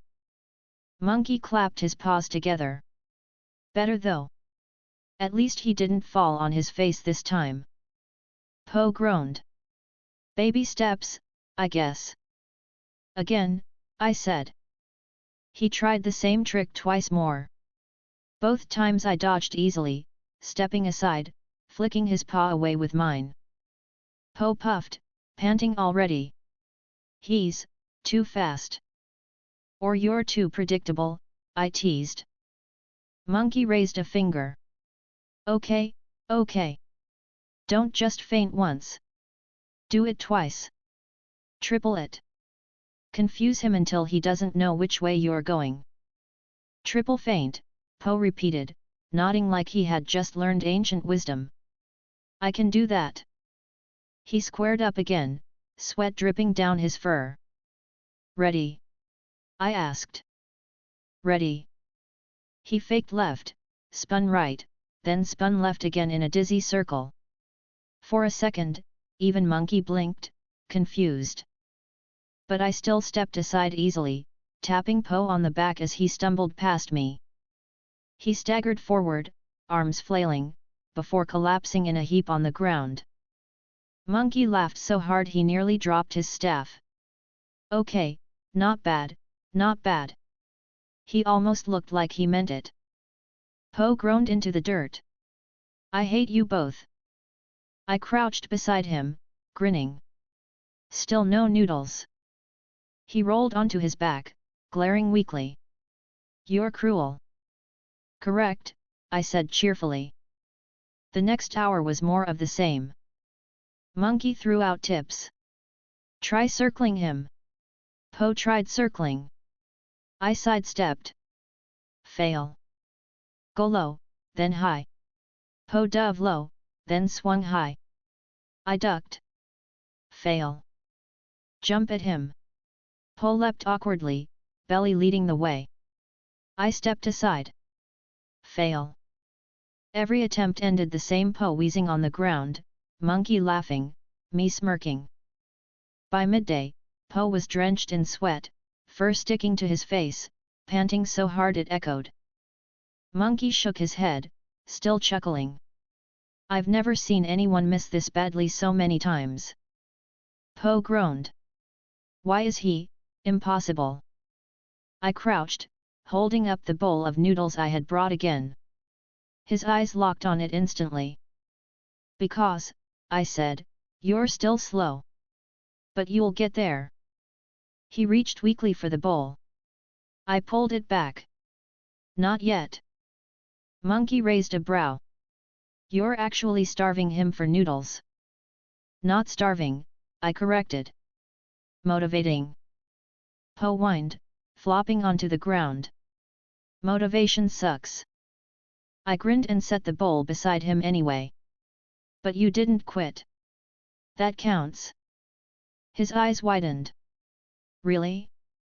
You're giving it to me? Correct, I said. Even if you can't touch me yet, you kept trying.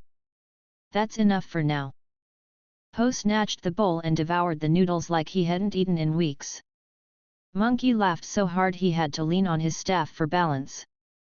You're unbelievable, Monkey said, shaking his head.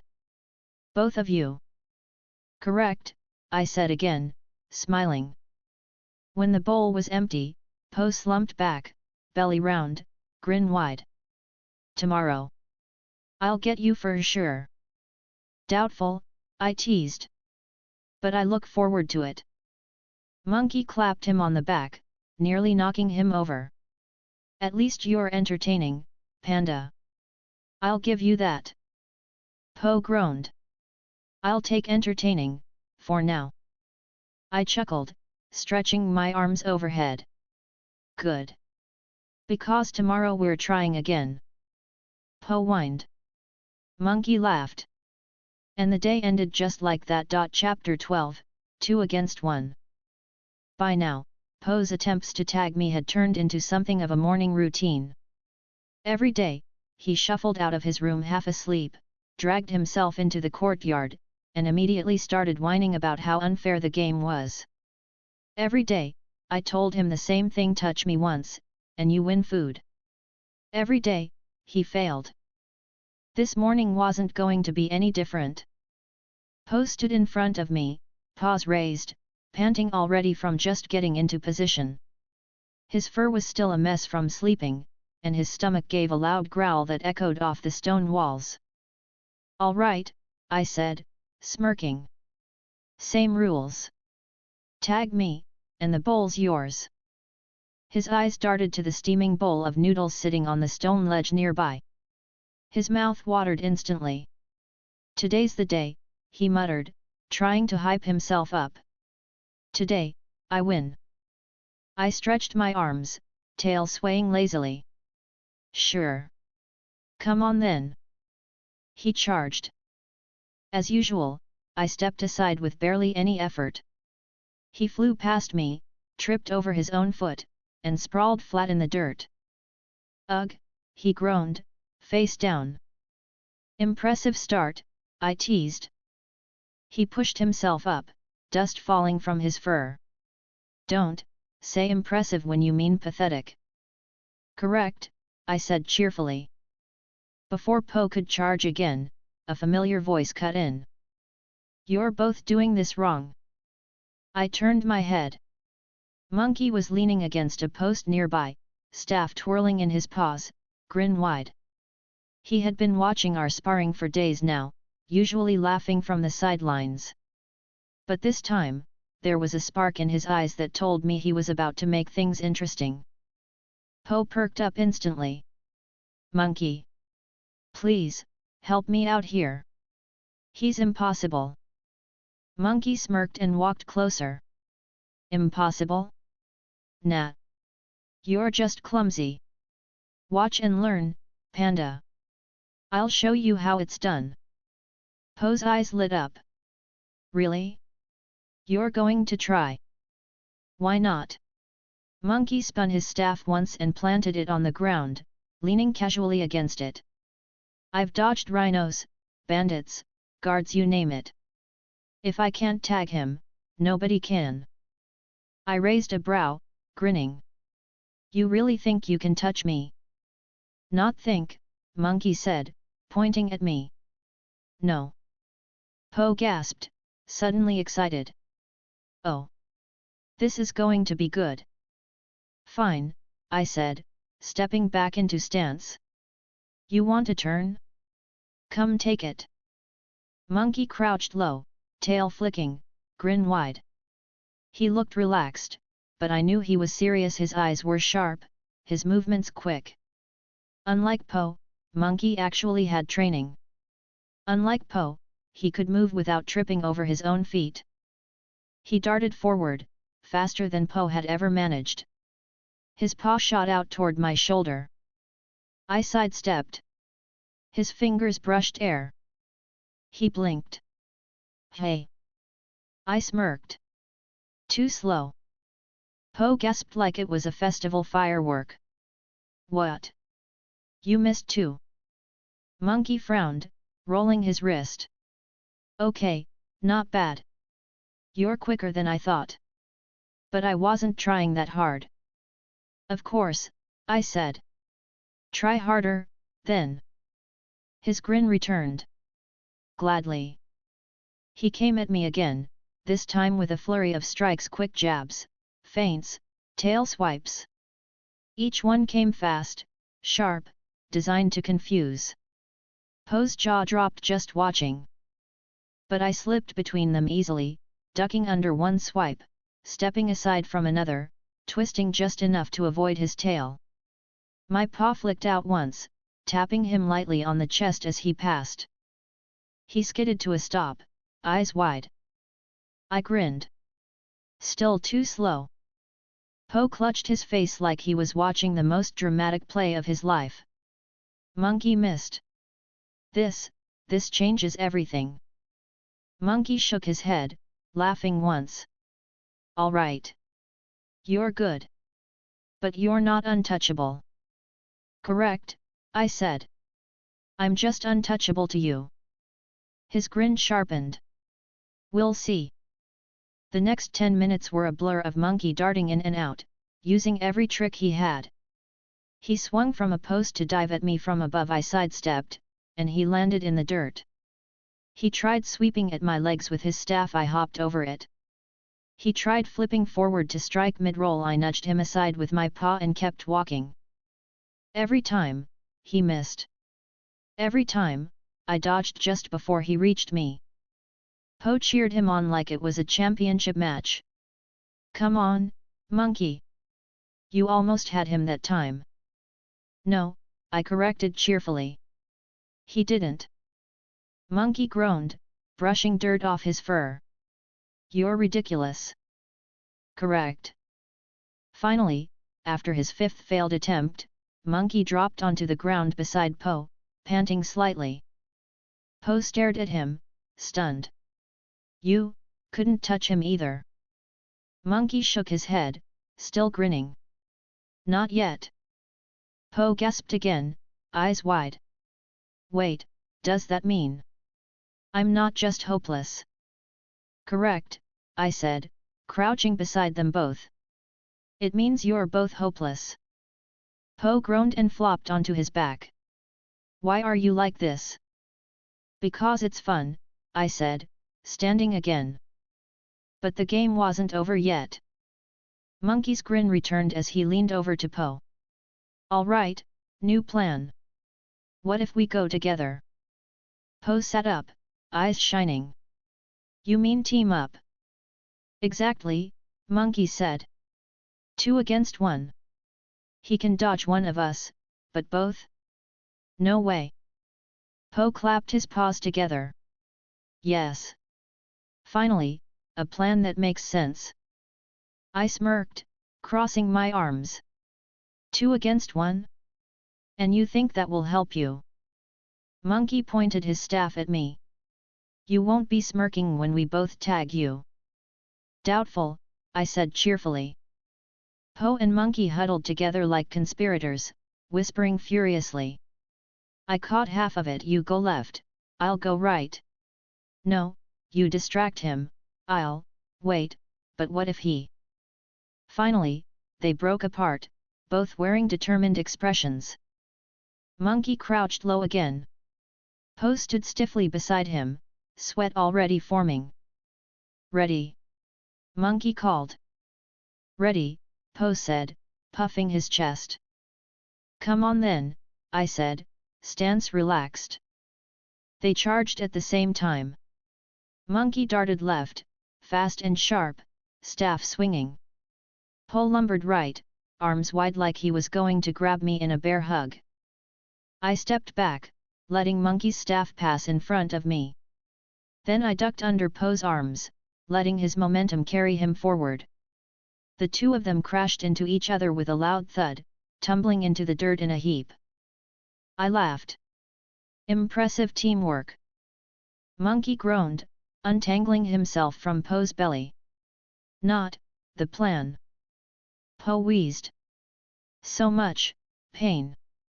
I crouched beside them. Still no noodles. They both groaned louder. The rest of the morning turned into chaos. They tried flanking me, Monkey darting from one side, Po lumbering from the other. I sidestepped them both, letting them collide again. They tried stacking Monkey, leaping onto Po's shoulders and diving at me like a missile. I sidestepped, and they tumbled into the ground again. They even tried sneaking monkey, distracting me with a feint while Po crept from behind. I spun at the last second, tapping Po's forehead lightly before stepping away. Every attempt ended the same failure. By noon, both of them were lying flat on the ground, panting, covered in dust. Po groaned. "Why do you move like that?" Monkey chuckled weakly. "Because he's a jerk." "Correct," I said cheerfully. I walked over to the ledge, picked up the 2 bowls I'd set aside earlier, and carried them back. Po and Monkey's eyes lit up instantly when they saw what I held. "Noodles!" Po gasped. "And dumplings," Monkey added hopefully. "Correct," I said, setting 1 bowl in front of each of them. "You didn't win. You didn't touch me. But you tried, and you didn't quit. That's good enough." They both grabbed their bowls instantly, devouring the food with equal parts exhaustion and joy. Po's mouth was full when he said, "Best training ever." Monkey laughed between bites. "Worst, but also best." I leaned back on my paws, grinning. "You're welcome." Chapter 13, Viper's Advice. The courtyard looked like a battlefield by midday.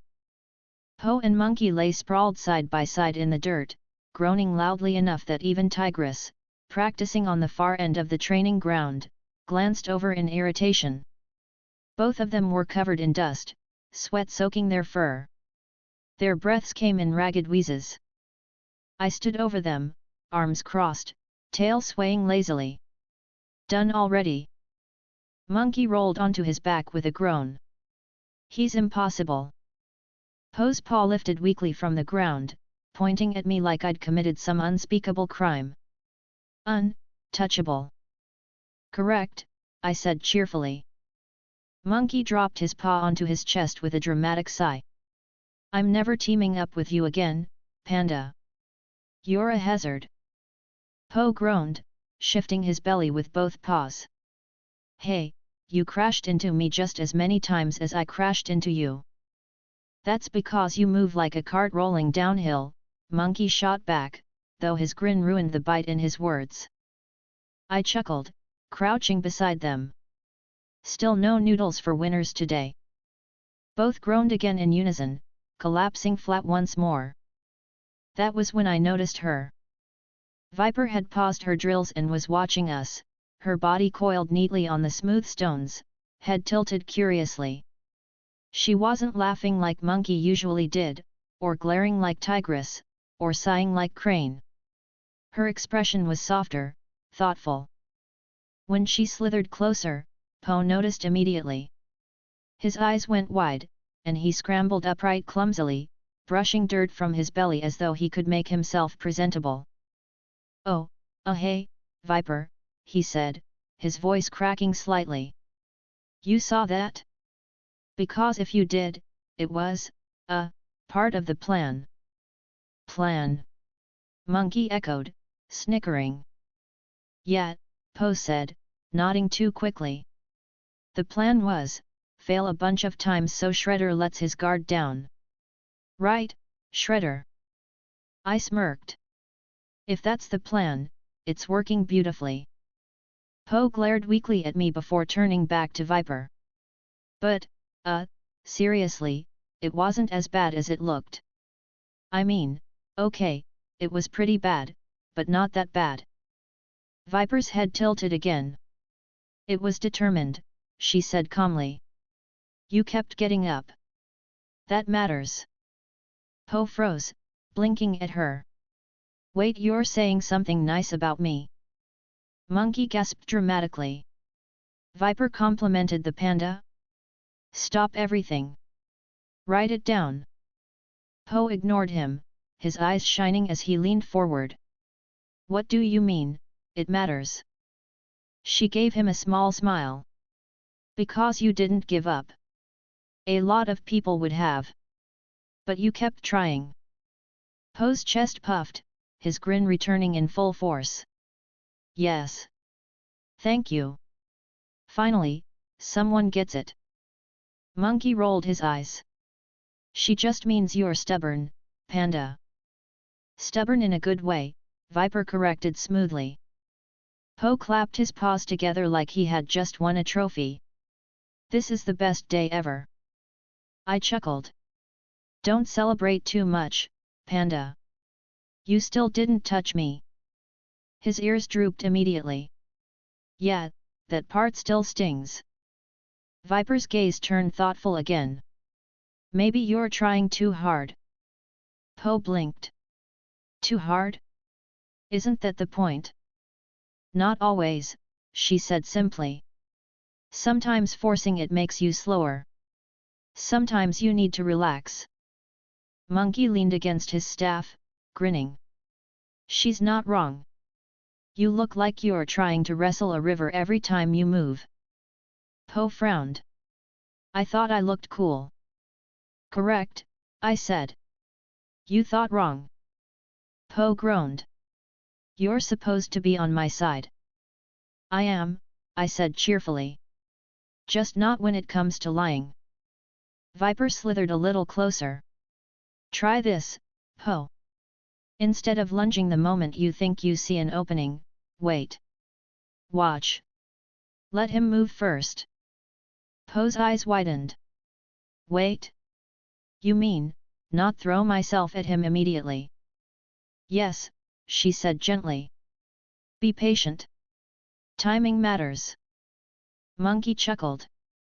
Good luck teaching him patience. Po puffed his chest again. Hey, I can be patient.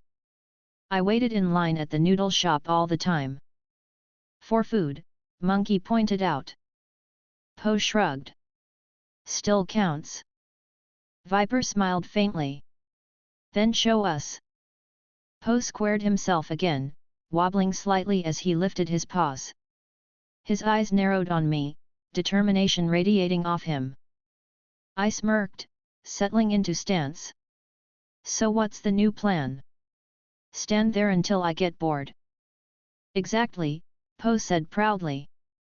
Viper says to wait. So I'm waiting. Monkey leaned over to her.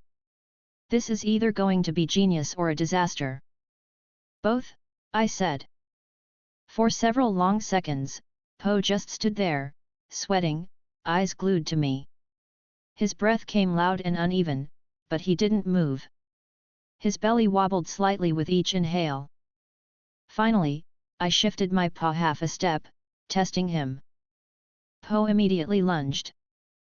I sidestepped, and he crashed into the dirt again. Monkey howled with laughter. Patience lasted 3 seconds. Po spat dirt, glaring at the ground. 3 is still better than 0. Viper covered her mouth with her tail to hide her small giggle. You almost waited.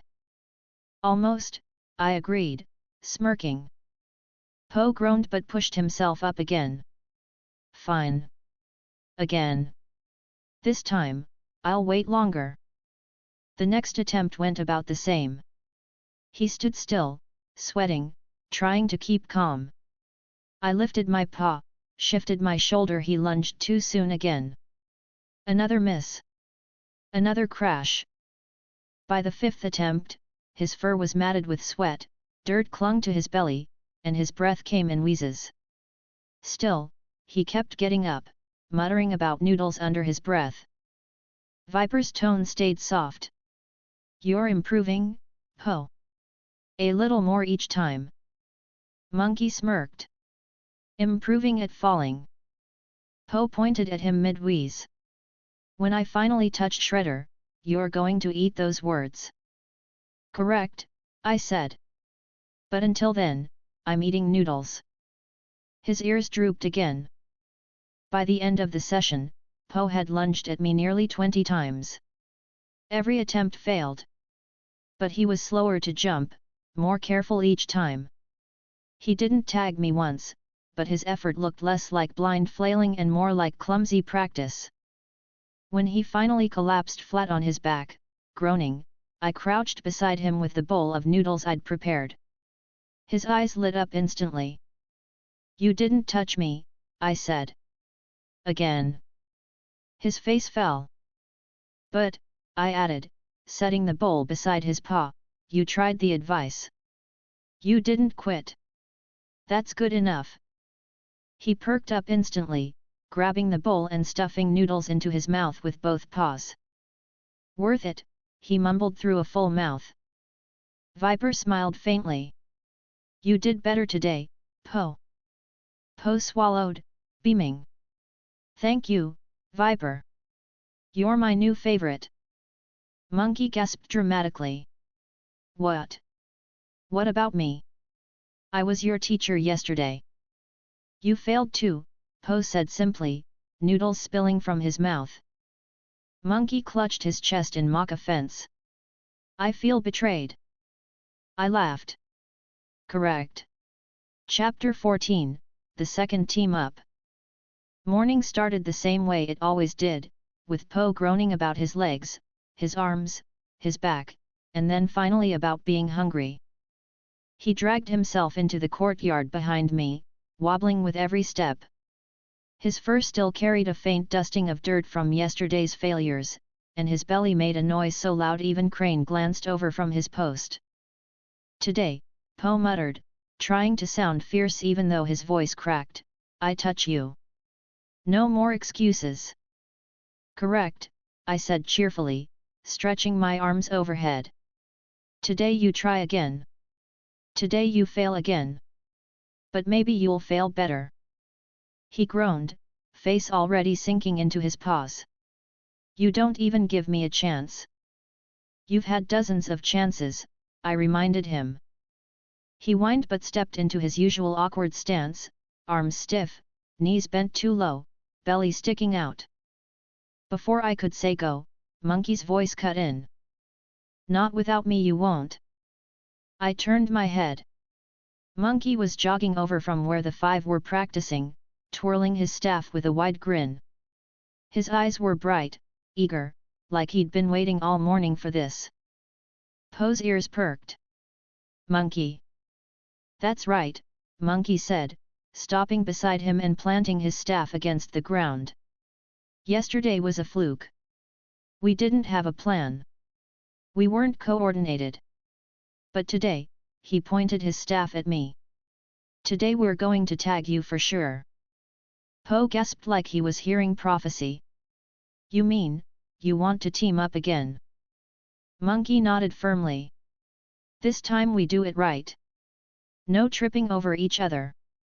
No crashing into bellies. Po rubbed the back of his neck sheepishly. That was mostly me. Mostly, Monkey agreed, smirking. I crossed my arms, amused. So it's 2 against 1 again? And you think patience will save you this time? Monkey grinned wider. Not just patience. Coordination. Viper's advice plus my speed plus Panda's, he glanced at Po, trying to find the word. Size. Po offered hopefully. Let's call it momentum, Monkey said quickly. Po beamed. Momentum. Yes. I like that. Viper had slithered a little closer by now, curiosity in her eyes again. She didn't speak, but I could see her watching closely. I smirked. All right, then. Show me your coordination. They huddled quickly, whispering loudly enough that I could hear every word. You go first and distract him. Po hissed. No, you go first. He's already used to me. But I'm slow. Exactly, he'll focus on you, and then I'll strike. Oh. That makes sense. Okay, but no crashing this time. Break. Monkey said, clapping his paws together. Po jumped into his stance again. Ready. Monkey crouched low beside him, staff spinning. Ready. I grinned, settling into my own stance. Come on then. Po charged first, lumbering toward me with his arms wide. I stepped aside easily, already preparing to tap him on the back. But Monkey darted in from the other side, staff swinging low. I hopped lightly over it, twisting just enough to avoid Po's grasp, and landed behind them both. They skidded to a halt, spinning in confusion. Where'd he? Po started, but I tapped his shoulder lightly with one paw. Too slow, I said. Monkey groaned. Okay, but that was just the first attempt. The second attempt went a little better. Po ran at me slower this time, trying to hold back. Monkey darted around his side, aiming high. For a moment, it almost looked like they might catch me between them. But I slipped sideways at the last second, letting Po stumble forward while nudging Monkey's wrist with my paw. His staff swung wide, Po tripped over it, and the two of them tumbled into each other again. Teamwork, I said cheerfully as they groaned in the dirt. Monkey shoved Po off his tail. That was you again. You tripped me. Po argued, his face red. You tripped yourself. I crouched beside them, smirking. Correct. Both. By the fifth attempt, sweat was pouring down Po's face. Monkey's grin had turned tighter, more frustrated. Okay, Monkey muttered between breaths. This time, we'll fake him out. I'll go high, you go low. Ready? Po nodded furiously. Ready. They charged together. Monkey leapt high, aiming for my shoulder, while Po tried to dive low at my legs. I stepped sideways. Po's belly slid across the dirt with a loud scccrrttttchhh sound while Monkey sailed past me, arms flailing. He landed on top of Po with a grunt. I laughed. Perfect coordination. Po's muffled voice came from under Monkey. Get off. Monkey groaned, rolling off him. I think my ribs are broken. Correct, I teased. Your pride is broken. They kept trying. Over and over, they charged together. Sometimes Po went first, sometimes Monkey. Sometimes they tried to circle, sometimes they tried to rush me at the same time. Every time, I dodged.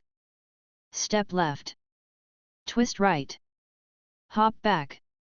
A flick of the paw, a tap on the shoulder, a shove to send one of them tumbling into the other. By midday, both of them were covered in dirt, panting so hard it echoed. Po's fur stuck out in sweaty clumps, Monkey's tail dragged along the ground like a rope. They lay flat side by side, gasping for air. This is impossible, Po wheezed. No, Monkey said stubbornly, though his voice cracked. Not impossible. Just, really unfair. Correct, I said, crouching above them. Unfair to you. Po rolled his head toward Viper, who was still watching quietly from the side. Any more, brilliant advice? She smiled faintly. You both lasted longer this time. Po groaned. That's not the same as winning. No, she agreed softly. But it's still progress. Monkey grunted, pushing himself up onto his elbows. Progress doesn't fill my stomach. I grinned, pulling out the bowls I'd brought again. That's what these are for. Both of their heads shot up instantly, eyes wide. Noodles. Po gasped. And dumplings. Monkey added hopefully. Correct, I said, setting one bowl in front of each of them. You didn't win, but you didn't quit. That's all that matters for now. They both lunged for their bowls, eating like they hadn't eaten in days. Noodles vanished in seconds, dumplings disappeared in bites. Their groans turned from exhaustion to delight. Best noodles ever, Po mumbled through a full mouth. Totally worth it, Monkey added, licking his paws. I leaned back on my elbows, smirking. See? Failing isn't so bad when it ends with food. Po glared weakly at me. You're evil. Correct, I said cheerfully. When the bowls were empty, both of them collapsed flat again, bellies full, smiles faint but satisfied. Po muttered, tomorrow. I'm touching you for sure. Monkey chuckled weakly. Not without me you're not. Fine, Po said. We'll do it together again. Deal, Monkey said, offering his paw. Po slapped it clumsily. Deal. I chuckled, standing and stretching. Good luck with that. They groaned in unison, but their smiles stayed. Chapter 15, The Leopard's Strength. By now, Po and Monkey lying flat in the courtyard had become normal. Their groans echoed off the stone walls like a pair of drums, and both of them looked like sacks of dumplings dropped in the dirt.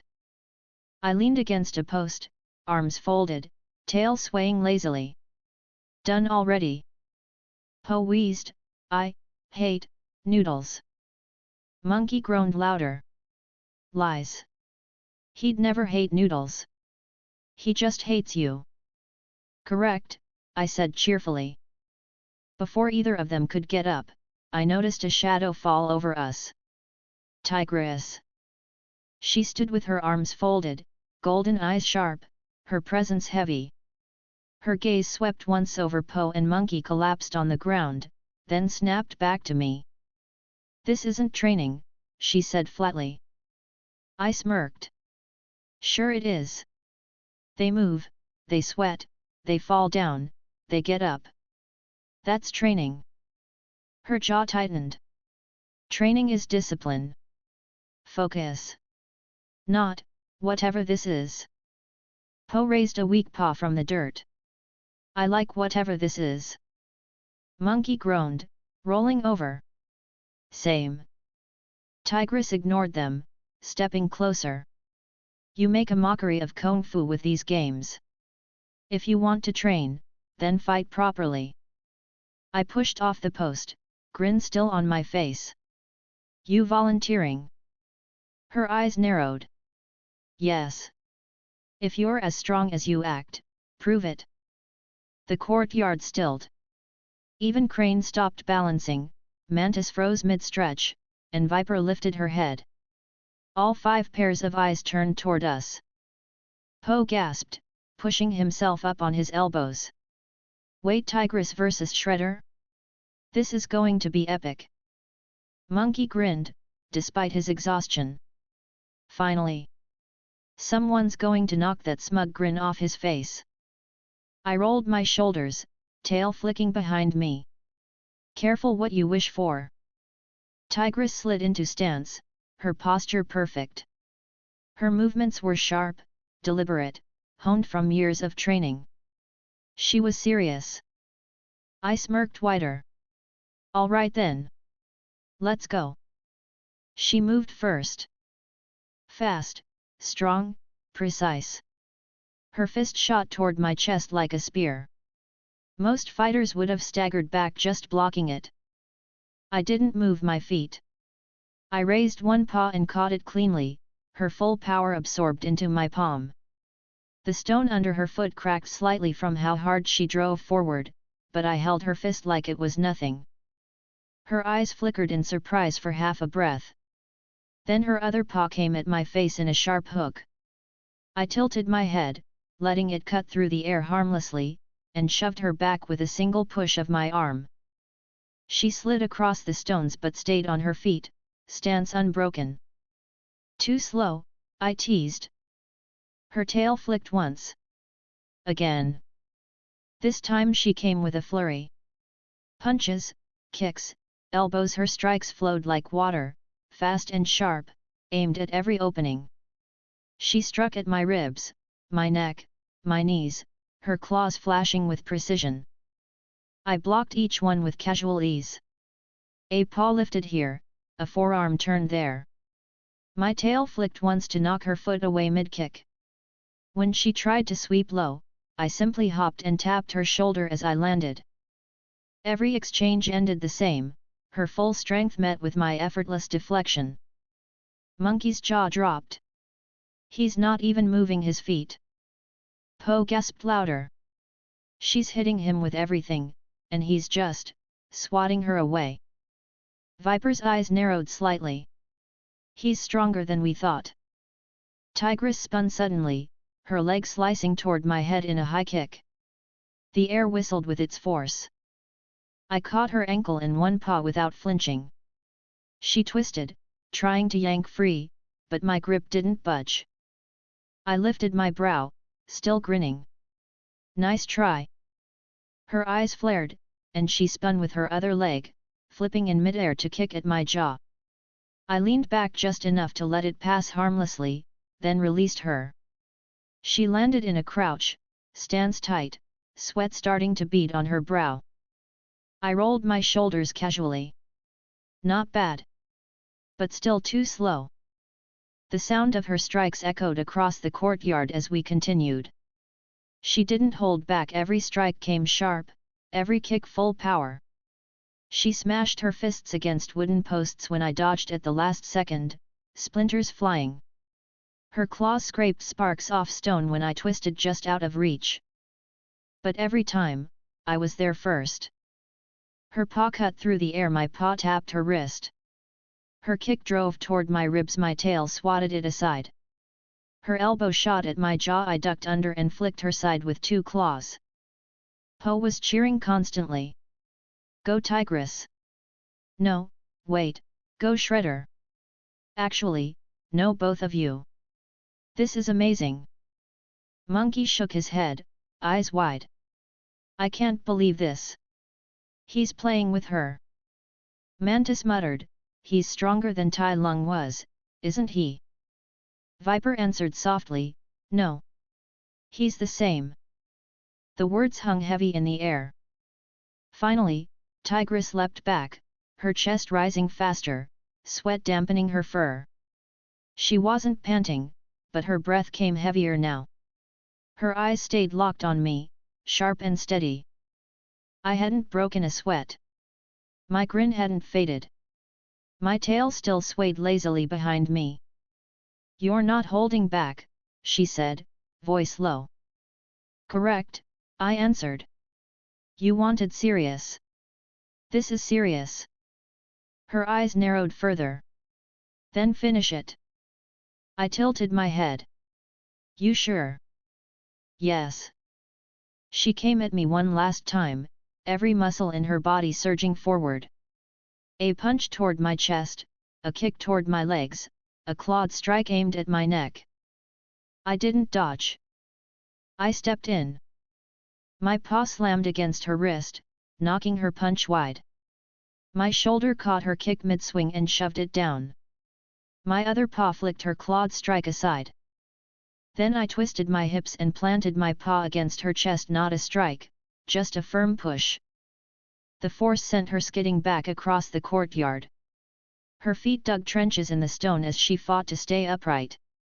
She stopped just before hitting the wall, breath heavy, chest rising and falling. Silence fell. Po's mouth hung open. Monkey stared wide-eyed. Crane had lowered his wings in shock. Even Mantis had no quip. Only Viper spoke, her tone quiet. So this is his strength. Tigress straightened slowly, wiping sweat from her brow. Her golden eyes stayed locked on me. You're as strong as Tai Lung, she said finally. I grinned wider. Correct. Po gasped so loudly it hurt my ears. What? Monkey groaned. That explains everything. Tigress's jaw tightened, but she gave a small nod. I understand now. I chuckled, stretching my arms. Good. So, still think my training's a waste of time? Her eyes narrowed again, but this time there was no anger. Only respect. No. I smirked. Thought so. The five stood silent, watching Tigress return to her usual spot. Po was still buzzing with energy, bouncing on his heels despite being exhausted. Monkey muttered something about unfair siblings. I leaned back against the post again, arms folded, grin wide. That was enough for today. Chapter 16, News at the Table.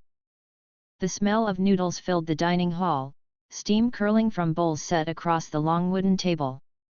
The lanterns cast a warm glow over us, and for once the atmosphere wasn't tense with training or lectures.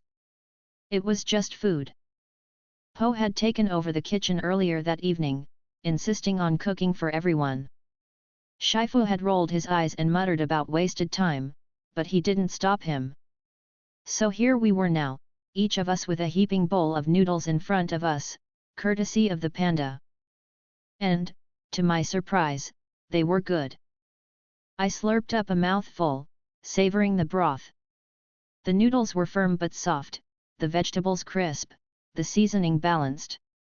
My tail flicked in satisfaction as I leaned back. Not bad, Panda, I said cheerfully. Not bad at all. Po beamed, nearly glowing in his seat. Right. I told you guys, I'm basically a noodle master. I mean, I grew up above a noodle shop. It's in my blood. Monkey was already halfway through his second bowl, speaking between mouthfuls. I'll give you this, Po, these are amazing. Mantis wiped broth from his mouth with one leg. Best meal we've had here in weeks. Crane nodded, taking another careful bite. You have talent, Po. Even Viper smiled gently. These are wonderful. Po's chest puffed with pride. Finally, recognition. See? I'm not just a dragon warrior, I'm a dragon chef. Tigress didn't comment. She ate quietly, but the fact that she hadn't shoved her bowl aside or scowled at Po spoke volumes. I leaned over, grinning. So, Po, when you inevitably fail training tomorrow, are you planning to bribe us with noodles again? Po jabbed his chopsticks in my direction.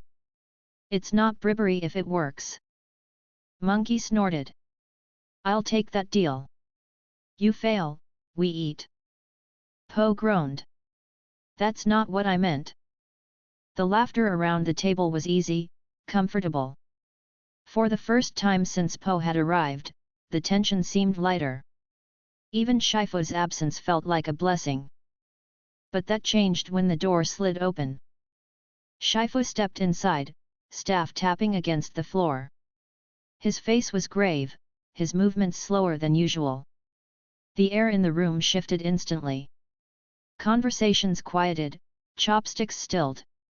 All eyes turned toward him. He stopped at the head of the table, staff planted firmly against the floor. His gaze swept over us once before resting briefly on me. Then he spoke. Tai Lung has escaped. The words dropped like a stone into still water. Monkey's chopsticks froze halfway to his mouth. Crane's wings stiffened. Mantis's eyes went wide. Viper's tail coiled tighter. Tigress's jaw clenched, her chopsticks snapping cleanly in her paw. Even Po stopped mid-slurp, the noodle hanging limply from his mouth. He blinked once, twice, before swallowing hard. Wait, what?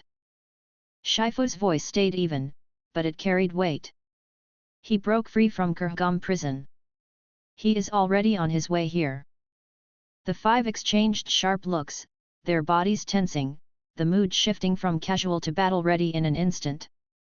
Po's ears drooped, his voice nervous.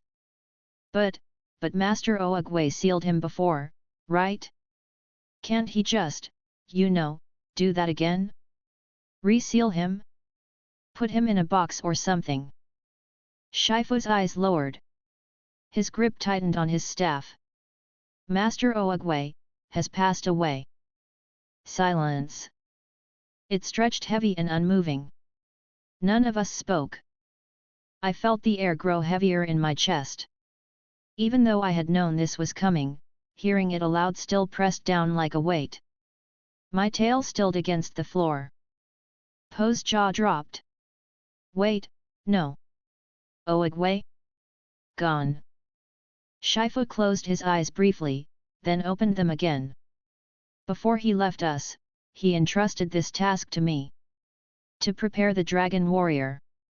To prepare Po. His gaze swept the table again, finally landing on Po. His voice was firm. The only one who can stop Tai Lung now, is the dragon warrior. He lifted his staff slightly, pointing toward Po. Every pair of eyes followed. Po's bowl was empty. His chair was empty. The panda was gone. Monkey blinked. Wait, where did he? Mantis groaned. You've got to be kidding me. Crane sighed, pinching the bridge of his beak. He ran. Tigress's claws dug into the wood of the table, splintering it slightly. Coward. Viper's voice was soft, almost disappointed. Po. I leaned back, slurping up the last of my noodles with a grin. Well, that's inconvenient. Shifu's jaw tightened. His staff slammed against the floor with a sharp crack. Find him. Now. We scattered into the night, the five fanning out through the palace grounds. Lanterns swung in the breeze, casting long shadows across the stone. The mountain air was crisp, cool, carrying the faint rustle of bamboo. I padded along the main hall, ears twitching, tail flicking lazily behind me. My paws made no sound against the floor, though the echo of monkeys' calls carried faintly nearby. Po. Panda. Come on, where are you hiding? I chuckled under my breath. Typical. Po had probably run off to the kitchen or found some corner to curl up in. The thought of Tai Lung barreling toward him must have been enough to send him scrambling. Still, I couldn't let him vanish completely. Shifu's order wasn't a suggestion. And besides, as much as I teased him, I knew what would happen if Po gave up now. When I rounded the corner by the training hall, I caught sight of him. Po was crouched in the shadow of a post, hugging his knees to his chest, eyes wide and panicked. His belly rose and fell with quick breaths, his ears twitching at every sound. I leaned against the wall beside him, arms folded. You missed dessert. He jumped, nearly hitting his head on the post. Shredder. Don't sneak up on me like that. I smirked. You're not hard to find. You breathe louder than a drum. He groaned, pressing his paws to his face. I can't do this. Tai Lung is coming, and Oogway's gone, and everyone's looking at me like I'm supposed to just beat him. Do you know how insane that sounds? Correct, I said cheerfully. It sounds insane. His jaw dropped. You're not helping. I crouched down beside him, lowering my voice slightly. Listen. You don't have to be ready for Tai Lung tonight. You just have to stop running. That's step one. He groaned again, rocking slightly. But I'm not ready for any steps. I'm not even ready for half a step. I flicked his ear lightly. Then start with noodles. You fight for food, right? One bowl at a time. That's how you get stronger. He blinked at me, stunned. You're serious? Correct, I said, grinning. One noodle at a time. He groaned but laughed weakly. You're ridiculous. Correct again. The lantern light flickered across his face as he sat there, still trembling but slowly breathing steadier. Somewhere in the distance, I could hear Tigress calling his name, her voice sharp and impatient. I leaned back against the post, arms folded, tail swaying lazily. Well, Panda. What's it going to be? Hide here all night, or get up and face the music? He swallowed hard, looking down at his paws. Can I get noodles if I go back? I smirked. I'll make sure of it. He sighed, then nodded slowly.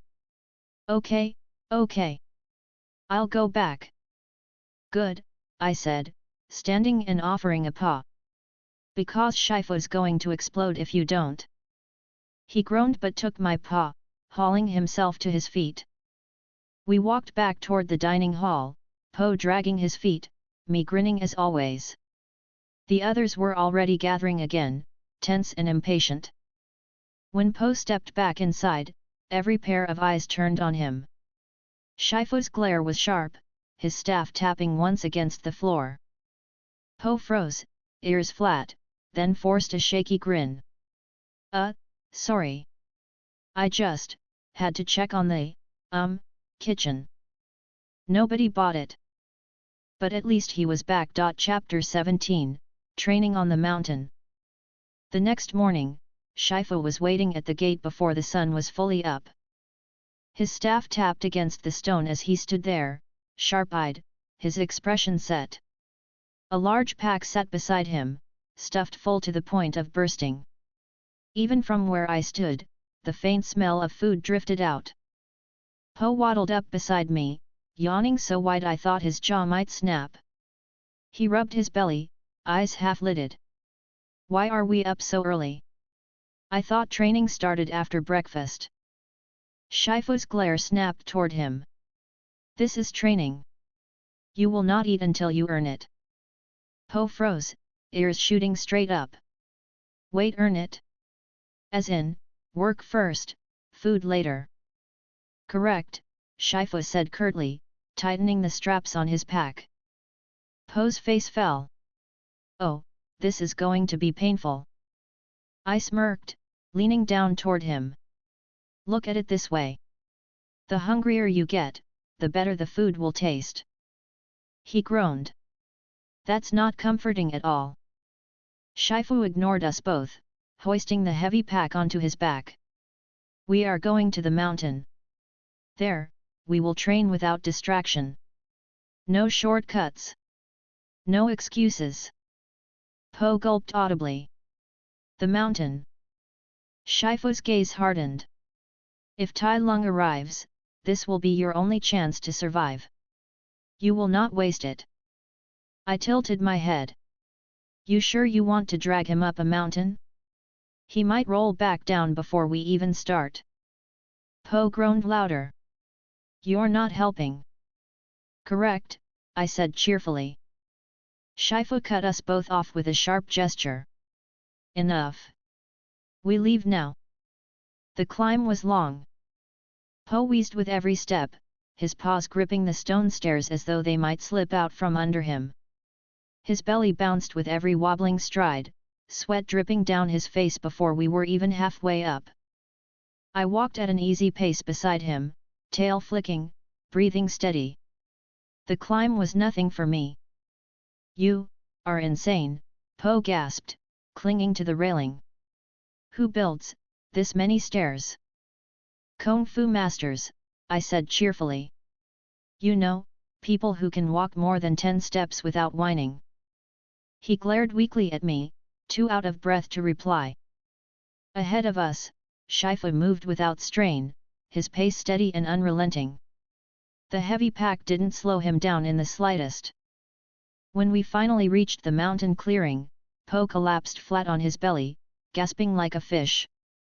His limbs sprawled out, and sweat poured down his fur. I'm never moving again. Shifu dropped the pack onto the ground, the thud echoing across the stones. He opened it, pulling out bundle after bundle of food: dumplings, buns, bowls of rice, vegetables, and, to Po's horror and delight, noodles. The smell filled the clearing instantly. Po's head shot up, his eyes wide, drool already dripping. Noodles. Shifu's gaze sharpened. You will not touch a single bite until you earn it. Po whimpered like a kicked puppy. You're cruel. Correct, Shifu said. I chuckled. At least he admits it. Training began immediately. Stances, Shifu barked. Po groaned but dragged himself up, wobbling into a clumsy stance. His legs shook, his arms too stiff. I slid easily into a proper stance beside him, posture relaxed but precise. Shifu's staff smacked Po's knee sharply. Lower. Po yelped, adjusting. Arms higher. Po groaned, raising them. I leaned over, grinning. You look like you're about to fall over already. Because I am, Po whispered through clenched teeth. Shifu's glare silenced us both. The minutes dragged, Po sweating more and more as Shifu corrected him again and again. Finally, he collapsed onto the ground with a groan, his belly hitting the stones with a thud. I can't move. Shifu didn't answer. He walked over to the pack, lifted out a single dumpling, and held it up. Po's head shot up instantly. His eyes locked on the dumpling like it was treasure. You may eat, Shifu said, if you can take it from me. Po scrambled upright, wobbling on shaky legs.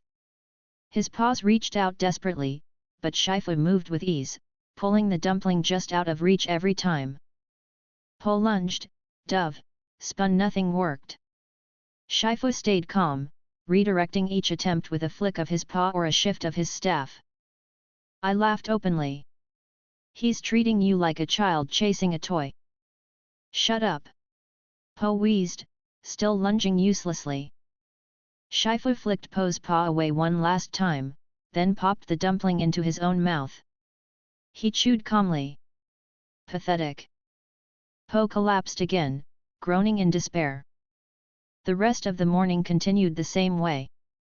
Push UPS, Po collapsed after 5, gasping, while I dropped to the ground and casually did sets of 50 beside him. Sit UPS, Po whined at every motion, sweat dripping down his fur, while I leaned back and forth easily, teasing him with each count. Balance drills, Po fell off the post 3 times before managing to stand for more than 10 seconds. I walked across with my tail swaying lazily, tapping his head as I passed. Each time Po failed, Shifu pulled out food buns, dumplings, noodles, and used them as bait. Each time, Po struggled harder, motivated by his stomach more than anything else. And slowly, painfully, he started lasting longer. His push UPS grew steadier. His sit UPS less clumsy. His balance improved, if only slightly. By midday, he was drenched in sweat, fur sticking to his body, chest heaving. But his eyes still shone every time Shifu lifted another dumpling. We paused briefly for water. Po slumped against a rock, panting, his belly rising and falling like a drum. I've never suffered so much for food, he gasped. Correct, I said, leaning against the rock beside him. And you'll keep suffering until you're good enough. He groaned. I hate you. I know, I said cheerfully. Shifu walked past, setting a steaming bowl of noodles on a high ledge. The smell drifted down instantly, and Po's head snapped up like a hawk spotting prey. You may eat, Shifu said calmly, if you can reach them. Po's jaw dropped. That's evil genius. Correct, I muttered, grinning. The next set of training was brutal. Climbing ropes while Shifu dangled buns at the top. Jumping across platforms while bowls of rice balanced on each one. Dodging strikes while dumplings dangled from strings above. Every time, Po's stomach growled louder than his voice. Every time, he pushed himself harder than before. He fell constantly. He groaned, whined, wheezed. But he kept getting back up. By the time the sun dipped lower, his movements were clumsy but determined. He was still far from graceful, but he was lasting longer than he had that morning. Finally, Shifu placed one last bowl of noodles on the ground. Enough. You may eat. Po collapsed beside the bowl, shoving noodles into his mouth so fast he barely chewed. I crouched beside him, chuckling. You're going to choke. MMFPH. Po mumbled, noodles hanging from his mouth.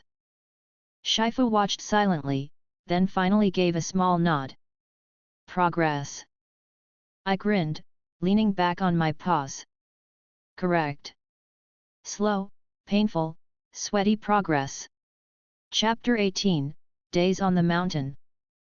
The mountain air was colder than the valley, sharp and clear with every breath. The stone courtyard where we trained had little shelter from the wind, but it carried the smells of food. Shifu had packed dumplings, rice, buns, noodles. To Po, the training ground wasn't a mountain peak, it was torture mixed with a buffet he couldn't reach. Morning started the same way as the day before, Po lying on his back, groaning, belly rising and falling like a drum, and Shifu standing above him, staff in paw, unimpressed. Up, Shifu ordered, tapping the ground with his staff. The day has begun. Po flopped his paw weakly in protest. The day is terrible. I crouched beside him, grinning. Terrible for you. Funny for me. He groaned, rolling onto his side. How are you not tired? You're doing the same training. I stretched, tail flicking lazily. Because I'm better than you. Po whimpered dramatically. You didn't even hesitate to say that. Correct, I said cheerfully. Shifu smacked his staff against the stones again. Enough. Stances. Po let out another groan but pushed himself up, wobbling into position. His knees bent too much, his arms sagged, and sweat already dotted his brow though the sun was barely above the horizon. I slid easily into stance beside him, posture steady. My tail swayed idly behind me. Shifu walked a slow circle around us, eyes sharp. He smacked Po's knee down with his staff. Lower. Ugh, Po whined, dropping lower until his legs shook. He smacked Po's arms higher. Straighten. Po groaned louder, arms wobbling. I'm gonna fall. Shifu turned to me briefly, eyes narrowing. My stance didn't shift, not even when he poked my leg with the staff. He gave a curt nod, then spun back toward Po. You will hold this stance until I say otherwise.